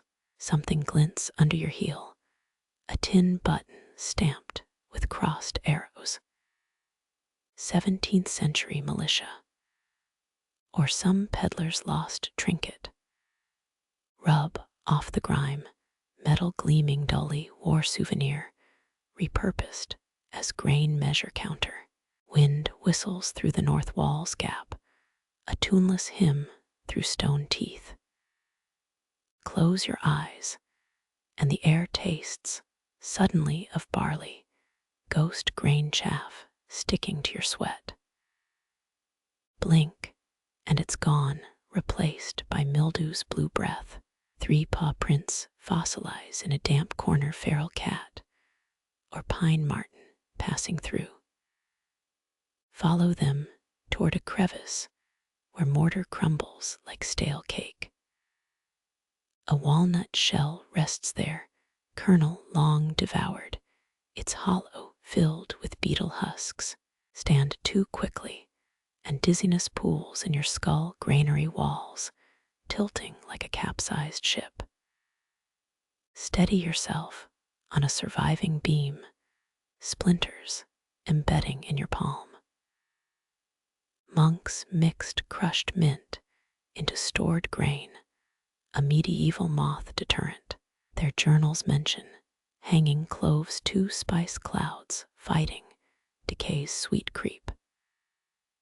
Your boot toe nudges a ceramic shard, crazed glaze patterning like ice fractures. Crockery from the refectory, Perhaps the very bowl Brother Nile dropped during Easter Vigil, 1291. Laudanum in his ale, or just clumsy piety, moonlight shifts, illuminating a scripture fragment painted on the east wall. Faded Latin letters spell Panem nostrum, our daily bread. The rest eaten by damp truth, pared down to its hungry core. Kneel again, this time near the shattered threshold. Ants parade past, each carrying a pale crumb of mouse femur. They vanish into a crack, tribute for some underground queen. Your thumb traces the grooves in a floorstone worn smooth by countless sandaled feet. Crouch, and your reflection wobbles in a rain puddle, ancestor's face overlaid on yours. 13 generations since this granary brimmed. Yet the stones still remember their purpose. A spiderweb glitters above, strung between nail and splinter. Its architect hunts silverfish in the shadows, legs swift as a monk's pen strokes. Straighten bone dust, powdering your knees like sacramental ash. Turn, the dawn haze thinning, revealing the orchard beyond the ruins. Apple trees stand sentinel, their roots doubtless threaded through this granary's buried foundations. Step into the graying light, grain scent clinging to your clothes. 7 steps east, the path resumes, dew soaking your frayed cuffs. Dew soaks your ankles as you approach the rushing stream, its voice deeper than the orchard's whispers. There, jutting from the bank, a mossy stone slab shows a salmon arching upstream. The river god's stone mouth gapes, swallowing nothing but algae beard and rainwater. Historians still argue whether 9th century monks carved this or recycled some older pagan marker. Kneel, fingertips tracing grooves where fish scales once rippled like liquid metal. 9 decades of pilgrims. Thumbs wore them smooth, devotion wearing away detail. Your nail catches on a carved gill, still sharp where shadows protected it. Imagine monks dipping their hands here before dawn prayers, river mud clinging to their hems. Lean closer. Moss blankets the salmon's eye, giving it a lopsided smirk. Peel back a corner, revealing pitted sandstone underneath. Toss the green scrap into the current. Watch it sail toward the sea. 17th century locals believed salmon leaping here carried messages to drowned sailors. Quaint, until you spot bubbles rising where your moss fragments sank. Wind plucks at your collar, bringing the iodine tang of wet stone. Trace the river god's distorted face, mouth stretched in perpetual hunger. Someone chiseled teeth into the swallowing throat. Tiny daggers, moss now softens into molars. Step back, noticing how roots pry the slab sideways. Slow landslide toward oblivion. Rain last night left pools in the statue's hollows, miniature worlds trembling under your breath. A water strider skate across St. Cartha's beard, survivor of last week's storm. Count 11 mosquito larvae squirming in the god's left ear, nature's crude hearing aid. Splash, something silvery breaks the surface upstream. Your head snaps toward ripples, too late to glimpse the fish. 17 heartbeats later, Another arc glimmers, bow-curved body defying gravity. Real salmon still come home, even as stone ones crumble, crouch palms flat on the bank's cool mud. The original carvers mixed ox blood into their mortar, or so claims a crumbling bestiary. Sniff, earth's scent overwhelms any ghost of copper or iron. Your shadow falls across the river goddess, darkening her algae wig. 3rd century traders carried small salmon charms for safe river crossings. Pocket-sized faith, now lost under parking lots and shopping centers. Funny how survival talismans become museum tickets. A twig snaps behind you, turning, reveals nothing but trembling ferns. Probably a hedgehog hunting slugs, or just the land settling its bones. Press your ear to the salmon's back, granite, humming with buried water veins. 7 carved fish once swam up this slab, says the abbey's moldering ledger. Only 3 remain visible, others surrendered to lichen and frost cracks. Scratch at a green patch, uncovering the ghost of a tail fin. Sunlight bleeds through oak branches, spotlighting the river god's stained teeth. Their moss now glows poison green. Irish fairy forts sport that same eerie sheen. Blink, swearing one tooth shifted position. But no, just a ladybird crawling. Kneel until pebbles bite your knees, eye level with the drowning fish. Its stone gills flare, eternal gasp preserved in rock. Victorian tourists chipped fragments off as fertility charms, a scandal. In 1893 newspapers, rub the salmon's belly, polished smooth by superstitious palms. Cold seeps into your joints, nudging you upright. Downstream bobbing apples make a break for freedom, tumbling toward some cider-hungry estuary. Pluck one from an eddy, bite into sour flesh. Too early for sweetness, like trying to sip moonlight. Mist rises as afternoon fades, the salmon carving blurring into folklore.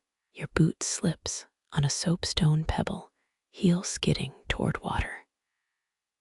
Catch yourself on a hawthorn branch, thorns pricking remorse into your palm.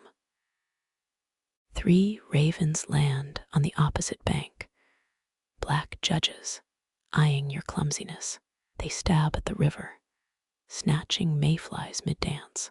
Monk manuscripts called them story keepers, feathers dipped in stolen ink. Trace the smallest salmon, no longer than your pinky. Its eye socket holds rainwater, reflecting your face, warped like carnival glass. Georgian wine, smuggled upriver, may have hallowed this spot more than any prayer. Wade shin deep into the current, boots filling with liquid ice. Twin salmon dart between your ankles, living echoes of the stone ones. Count their leaps 5 before they vanish under foam. Mud sucks at your soles as you retreat, leaving the river goddess to her meal. Your wet socks squelch, mocking every step toward drier ground. Dusk stains the water pewter, the carving dissolving into hill shadow. Turn one last glance. Moonlight silvers the salmon's back, resurrecting its lost scales.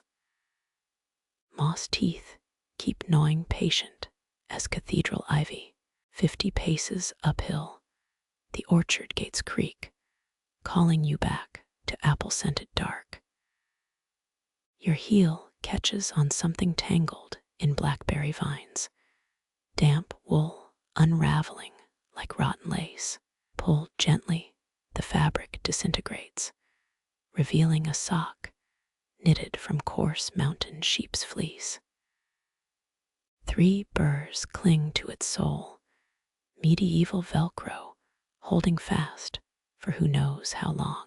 Someone tied a thorn to the ankle, woven through with strands of gray hair. Thick flakes of blood rust the inside, brown confetti from some grueling march.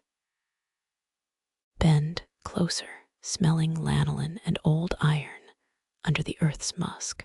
13th century pilgrims often walked barefoot, their shoes slung around their necks, for holy sites demanded suffering. Makes your hiking boots feel like cheating. Wiggle the thorn, still sharp enough to prick your thumb, a fresh bead of crimson meeting ancient stains. Rain begins, needle-fine spray purling on the wool. You crouch, holding your coat overhead, while the sock darkens into soggy ruin. 9 knotted threads secure the thorn, crude surgeon's work turned pilgrimage charm. Historians still argue whether Irish pilgrims prioritized healing bodies or saving souls. Mud seeps into your knees, cold reminding you recent discomfort is cute compared to medieval marathon penance. Trace the sock's unraveled edge where thorns ripped it from a walking staff or belt. Someone dragged this leg into the orchard, maybe gasping up that final hill with the gates in sight. St. Fiacre, patron of hemorrhoid sufferers, certainly got petitions here. A gorse bush shivers, dropping yellow petals like little mockeries of gold coins. The main path lies 30 paces back, stones smoothed by 7 centuries of feet. Why detour here? Maybe a shortcut, or delirium from fever, or chasing some glowing will-o'-the-wisp folklore warned about. Your fingers find a lump inside the sock's toe, round as a hazelnut. Peel back layers, decaying fabric dissolving like wet cobwebs. A pebble rolls into your palm, quartz streaked with antique red. Not a river stone too angular, shaped by human napping. Flint core, arrowhead fragment, 17th century pilgrims napped stones into St. Bridget's crosses on riverbanks. Dead giveaway for a prayer stop.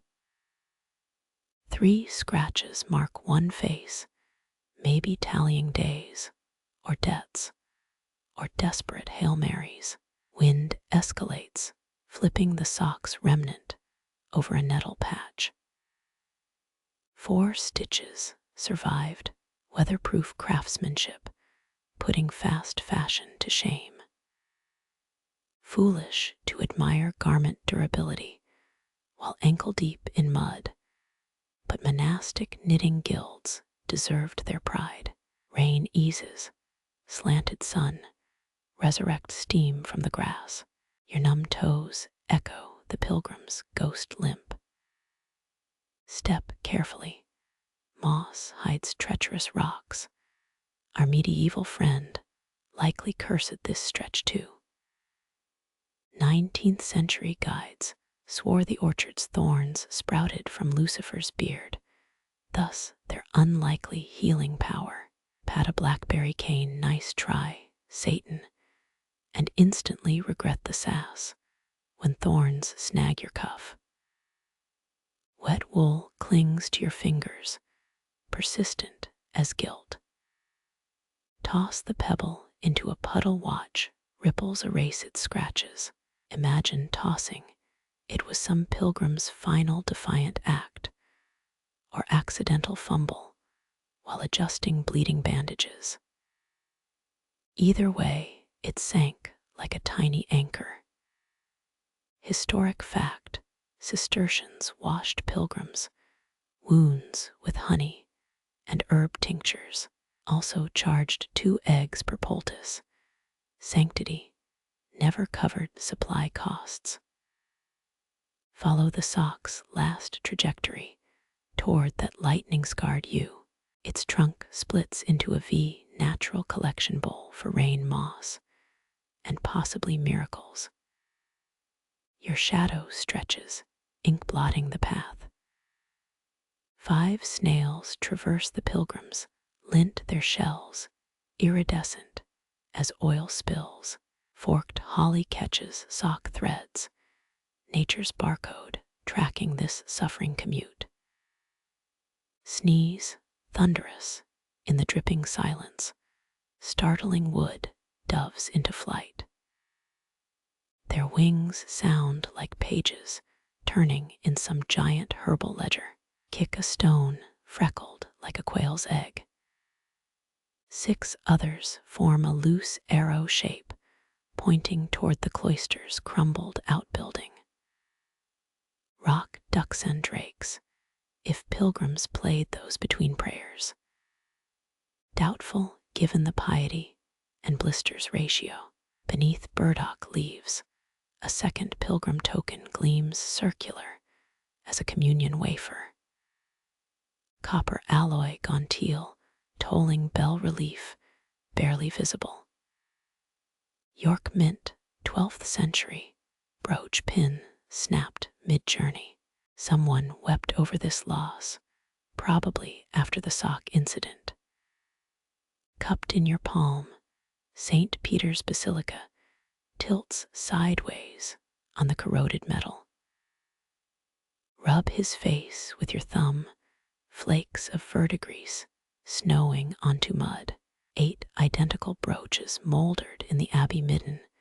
Diggers found them last May. Dusk arrives, turning bare trees into nerve maps against plum-colored sky. The orchard exhales, last apple's sweetness sharpening into vinegar ghosts. Stuff your treasures in a pocket. Holy sock included, midnight show and tell for absent friends. Boots squelch, socks as wet as our medieval travelers, minus any spiritual brownie points. Glance back, blackberry thorns brandish stolen wool. Fibers guarding the pilgrims, 10-hour agony. 3 ravens land where you knelt, solemn archivists of abandoned pain. 9 wingbeats carry them off, toward whatever absolution smells like at twilight. Ice glazes puddles, cracks under your soles like cathedral glass shattering. The sock's owner never saw grapes grow here, only carved stone salmon and cider promises. Yet they trudged on knitting, unraveling, torn flesh craving light through these same branches. You pause, hand brushing the flint pebble in your pocket. Someone bled into wool for this. Little rock became their rosary bead, counting thorns instead of mercies. Fog bleaches path markers into suggestions. Those iron gates groan, just ahead, echoing like the socked pilgrim's final sigh. Reach out, cold metal blurs under your fingertips, clang resonating through your blood-stained knuckles. Was it worth the walk, stranger? Your own socks squelch louder, stealing the last word. Iron gates shiver behind you, their clangor swallowed by moss-fattened stones. Fog fingers the path, but something denser lurks by the witch elder's roots. Kneel, thumb scraping away lichen scabs. Granite murmurs through your skin. Ogham notches ladder the rock, vertical slashes, bisecting a diagonal spine.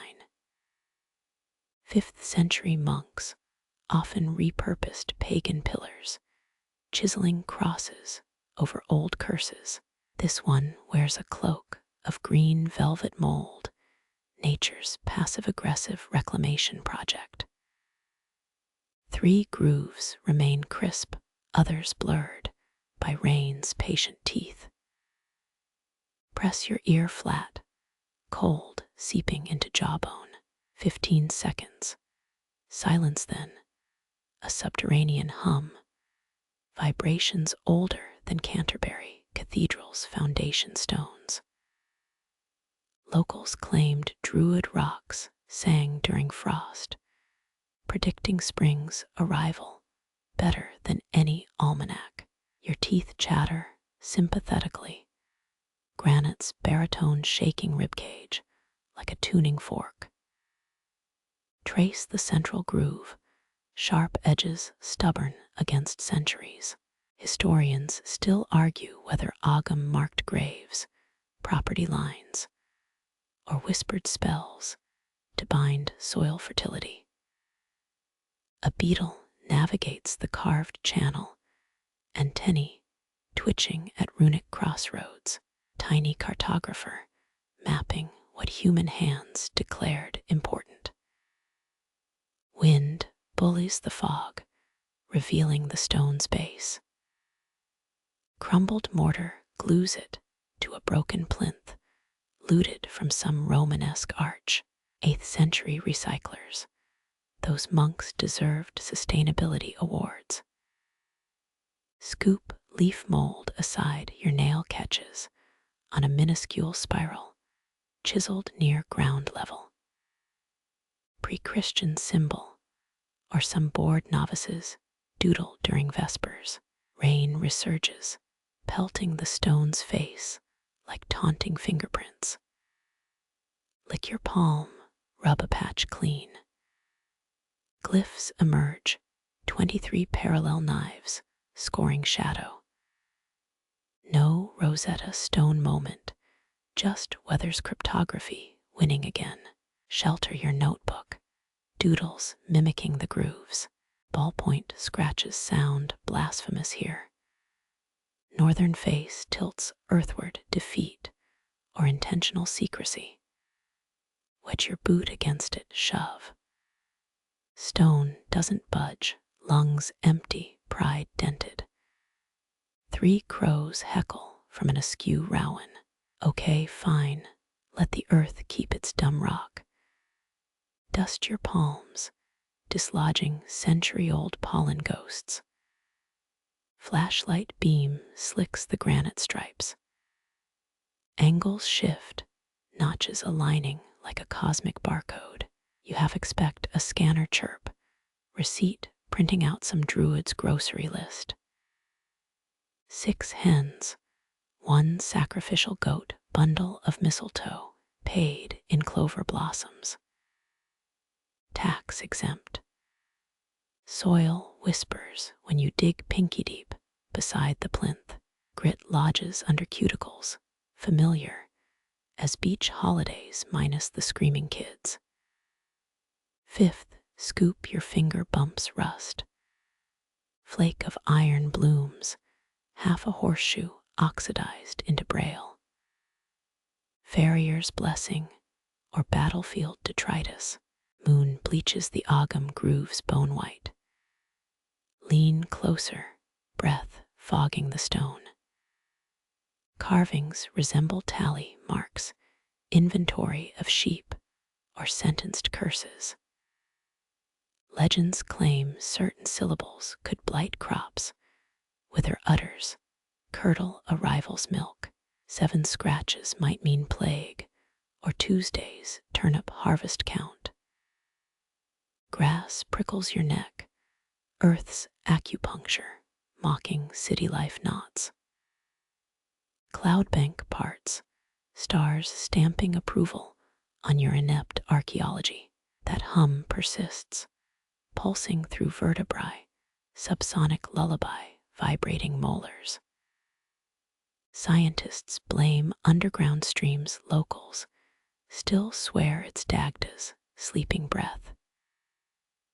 Fingertips find warmth in one sheltered groove, lichen-free, sun's obsession, lasting since noon. Warmth seeps up veins, silly, it's just residual daylight. Nice placebo, though. Imagine touching a divine circuit board, downloading sacred Wi-Fi. Dew fills the deepest notch, miniature reflecting pool. Peer in your eye distorts, pupil swallowing moonlight. 17-year cicadas throb in distant oaks, nature's tinnitus harmonizing with granite's drone. Both sounds bypass ears, resonating in spleen gut, that weird space behind kneecaps. Zipper yanks hood up against drizzle's nagging. Hoodie strings sway, tempted to tie Ogham knots for fun. YouTube tutorials failed you last winter. Twine ends, always rebellion loosened. This stone's carvings hold tight 600 years. Humble pie tastes like wet wool now. Scoot sideways, lower back protesting. Heel grinds something into mud, click of ceramic. Flip it, shard of slipware, blue vines, chasing a curve once kissed by Cistercian lips. Thumb the glaze, time slick, entombed beside curses and grocery lists. Moss drinks your body heat, where palms brace the stone. Etchings glare, judging your presence, or projecting abandonment issues. Monks hauled it here, farmers plowed around it. Now you smudge it with bug, spray-scented palms. Future archaeologists will carbon date your skin flakes, puzzle over Diet Coke traces, lay your cheek against the granite, chill numbing sinuses. Hum clarifies into harmonics, E-flat below human registers. Musicologists mapped 43 ritual stones with similar frequencies. Earth's playlist, skipping on repeat. Try Shazam. It suggests whale songs or industrial AC units. Stand knees creaking like unoiled hinges. 10 steps back, Ogham stone shrinks into landscape decor. Camouflage perfected, just another lichen-lumped boulder. Did pilgrims stumble past, unknowingly rubbing shoulders with curses? Or did they veer wide, superstition prickling their neck hair? Flashlight dies, mercifully sparing you poetic metaphors about dying light. Fog thickens, swallowing rowan trees, crows your own boots. Granite hum follows, pulsing behind sternum, a second heart anchored in soil. Hand retreats to pocket flint pebble, and pilgrims sock lint greeting fingers, alone if you ignore the stone's simmering attention. Turn toward distant cottage lights, each window a stolen star. Gate creaks again, or maybe it's the stone's laugh, crumbling mortar symphonies. Either way you walk, oak limbs sag under tomorrow's rain, already gossiping about your departure. Let them chatter. Your socks squelch rebel marching songs all the way home. Moonlight stripes your retreat, each step from the gate leaving softer prints in dew-heavy grass. That clanging echo still trembles your molars like biting foil, but the orchard's humid sweetness reclaims airspace. Apple scent sharpens, not baked sugar warmth, but bruised skins fermenting under the last sane tree. Velvet rot squishes between your toes. Should have worn better shoes for sacramental trespass. 6 paces northwest, loam rises into a hummock where roots bully up flagstones.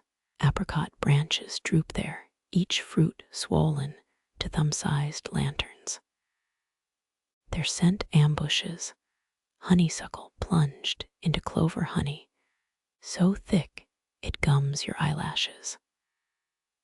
A pamphlet-fed fact floats up, monasteries guarded fruit pits like state secrets, until the Crusades stole better ones. This trunk leans sly, grafted onto some crabbable ant, knuckle scars, weeping amber sap. Striped sunlight never touched these leaves, yet 37 globes glow like stolen suns. Kneel, thumb brushing one apricot's fuzz, dusted with pollen from extinct bees. Napoleon supposedly loved stolen apricot jam, ate it while Moscow burned. This pit came from where Rome's markets, some pilgrim's pack, scrounged from a Moroccan souk's discard pile, lift the fruit, stem resisting like a baby's grip. Twists free with a fleshy snap, juice beating where the umbilicus tore. Cold syrup trickles your wrist, maple sticky. Hold it to moonlight, skin translucent as dragonfly wings, pulp candied bronze beneath. One bite, burst sugars making your skull hum in G-sharp. Taste buds detonate, peach's brattier cousin wearing stolen perfume. Juice glues your tongue, incriminating evidence. Swallow, throat muscles guiltier than a heretic caught pocketing altar wine. Ovid wrote that stolen fruit's sweeter. He got exiled for saying stupider things. This thief's ghost must haunt the root web, smugness curdling through cambium veins. Another bite, acid cutting through sugar's lie, like realizing forgiveness wasn't free. Glossy pit winks in your palm, tiny brown skull, licked clean. 17 grooves spiral its surface, genetic cipher defying grafting knives. Toss it, listen for the wet thud in ferns. Instead, scratch against stone. Of course, it lands on Thomas Becket's desecrated shrine replica, subsidized by English Heritage 3 years back. Wind riffles leaves, 6 apricots plunge like overripe comets. One splatters your shoulder, warm guts sliding under collar. The orchard assassinates clumsy intruders, with fruit now classy. Swipe it off, suck pulp from your pinky sweeter than the hand-picked bite. Historians still argue whether monks labeled non-native trees as demons or kept them as prestige pets. Night drips louder, juice glazing your chin, syrup tattooing knuckles. Wipe them on moss green napkin, erasing sins poorly. Trunk bark blisters under your touch, papery scabs, telling fibs about dry summers. Not whole breathes, exhaling cellar stink, air, last century's captive beetles dissolved into loam. Press closer, mutter, show me your gardener's name. Only tree mites answer, scrambling through vascular highways. Footprint gouges crater the roots, size 11 boots praying here weekly. Crouch nose level with sap crust, wine gummy deposits gleaming like insect ambers. 5-finger drag marks in the dirt, someone fell while reaching too greedily. 3 apricots left, all dangling just beyond fingertips martyrdom. Jump, grab bark, shredding palm skin, worth it. Flesh parts under nails, revealing flesh like sunset's last gasp. Eat it stem to stern, core the pit with incisors. Bitter almond aftertaste blooms, cyanides, flirtatious whisper. Spit the seed, watch it ricochet, off St. Bridget's birdbath replica, funded by EU agricultural grants. Laughter gurgles up, uninvited, echoing too loud in this green cathedral. Swallow it.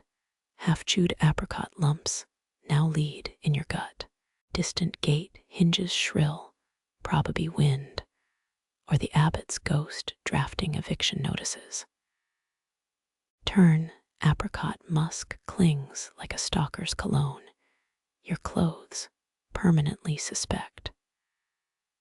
Fog smothers exit paths, leaving only the tree as lighthouse. Glare at the branches, empty now, except for one bruised runt. Your stomach gurgles, acid joyriding through apricot avalanche. Should have brought Tums, or a confessional booth folding screen. Pocket the final pit, trespass trophy souvenir, its ridges tattooing your thigh through denim. Moon bleaches the scene crime tape chalk outlines around flattened grass. Your footprints look huge now, like Bigfoot's dopier cousin tracking syrup drips. Try walking backwards, false innocence, moon's spotlight snickering anyway. 12 paces from the tree, air thins, apple drizzle meekly reasserting dominance.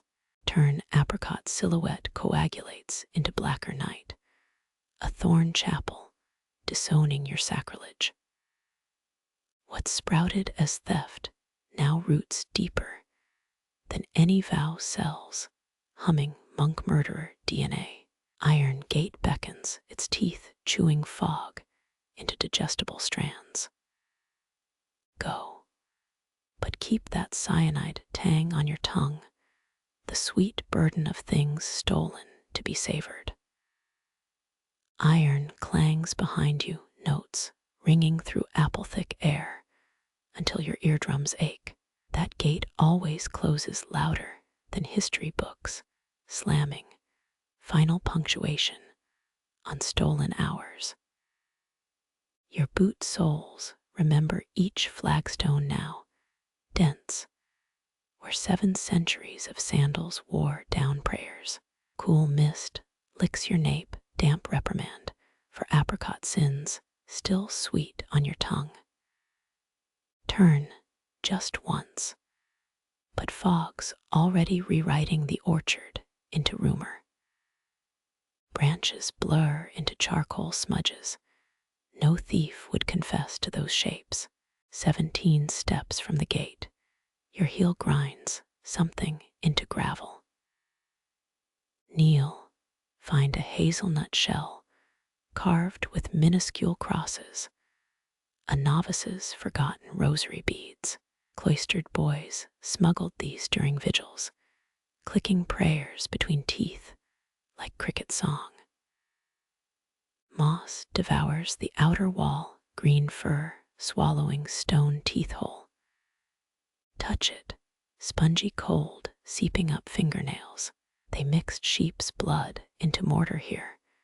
Medieval engineers swore it strengthened foundations against frost. Lean against the chill granite, denim, drinking dew from the blocks. Your breath ghosts upward, brief protest against the valleys, swallowing quiet. No owls tonight, even predators respect departure ceremonies. Road dust greets your souls, gritty exile after the orchard's velvet rot. Walk backward at first, like some movie criminal erasing footprints. But gravel betrays every shuffle. 20 paces out, the Abbey Bell Tower punches through treetops. Dark silhouette against star-chewed sky finger pointing, where heaven's bureaucracy files souls. William of Orange's troops quartered horses there, stables reeking of heresy, and manure for years. Your shoulder aches where that last apricot struck, sticky welt, rising under fabric. Rogue missile from a tree you half believe cursed. Historians still argue whether monks salted their own wells during Viking raids or just hid cider recipes. Moon unveils itself, porcelain plate smeared with cloud grease. It silvers your wristwatch 3:47 a.m. City-bound train rumbling in 96 minutes. Reality's itinerary claws back. Walk faster tarmac, biting through worn treads. The valley road sinks between hedgerows, walls of hawthorn older than steam engines. Brambles snag your cuff, nature's last affidavit of trespass. 1 mile down, the cider press, squatting in Murphy's Field. Half-collapsed roof, echoing your own sagging spine. Why's abandoned machinery, always crouched like gargoyles waiting for stragglers? A tractor rut hidden by fog twists your ankle sideways. Pain blooms, acid flower opening in the joint. Crouch spit at nothing, saliva stringing between teeth like cobweb. The village appears at 5, till 4 slumped stone chorus along the river. No lights, just cat eyes glinting near pub dumpsters. Legend says a grave under the bar taps leaks salt water, drowned sailor, haunting every Guinness poured. Bridge planks creak under your weight, each wine sharper since adolescence. Pause mid-span, river nicotine brown under streetlights. Fish breach, rings spreading like attempted halos. Your apple rustles in the tote, sole survivor of orchard greed. Pull it out, waxy skin, reflecting sodium glare. Bite flesh harder than monastery piety, sourness puckering cheeks. Salmon once choked this river, heralding saints more reliably than bishops. Now the fishery stocks trout for tourists, dyed pink lures, snagging supermarket rejects. Park bench by the newsagent, frosted with bird droppings and loneliness. Sit, ignoring the damp, seeping through denim. Train station hums ahead, fluorescent yawn across empty platforms. Watch your breath unravel, ribbons of stolen orchard warmth dissipating. Even lungs betray you, expelling proof you ever walked among those trees. Headlights slash across chapel walls, 067 to Dublin peeling diesel fumes. Rise, hip joints cracking like rosary beads, counted too fast. Ticket crumples in your pocket, confession, written in thermal ink. Boarding, plastic seats, stink of industrial cleaner and defeat. Your reflection, window ghosts against rushing dark apple core, rotting on the floor below. Carriage wheezes forward, iron gate, still rattling its teeth somewhere behind you. Scholars dismissed immane matches, fruit groves as mere allegory, until a drunk farmer found apricot pits in a bog. Steel tracks scream louder now, razor scoring through valley flesh. Close eyes try summoning dappled light through leaves, but only engine vibrations answer. Air conditioning breathes arctic, nose hairs icing over. Someone hung an Enjoy Wicklow poster peeling at the corner where mist infiltrates. Sleep ambushes you somewhere past Kilcock, dreaming of monks grafting steel thorns onto apple saplings.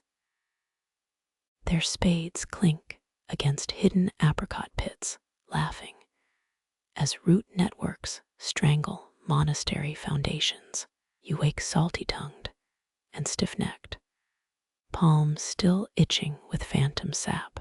Dublin's skyline looms, gray lockboxes stacked against dawn's grubby thumb. Stand tote bag lighter with its half-eaten apple inside. Stumble into aisle cheap perfume woman scowls at your grass-stained knees. Train doors hiss open station tiles, reflecting your rumpled shadow.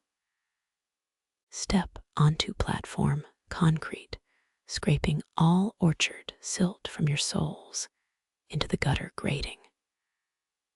Turn that phantom clang still tonguing your ear canal, but the gate's 3 counties away now, rusting shut on trespasses done and undone. Your pocket vibrates, apricot pit carving its confession into fabric. With every step toward the exit turnstile, sunrise glares, blinding you to any ghosts still waving from the train windows.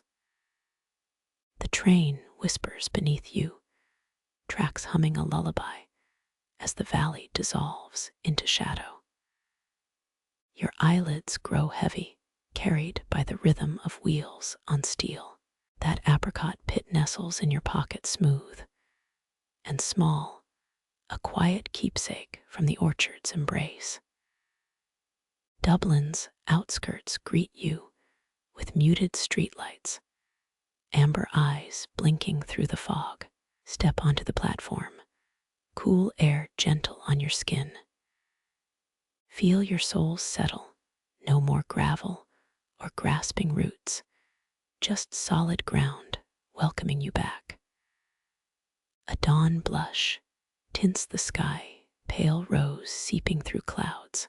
Turn once toward the distant hills, their shapes softened into blue-gray pillows. The train sighs behind you, releasing its hold as you walk away.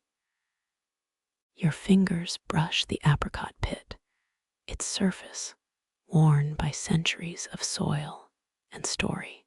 Tuck it deeper into your coat, a hidden warmth against morning's chill.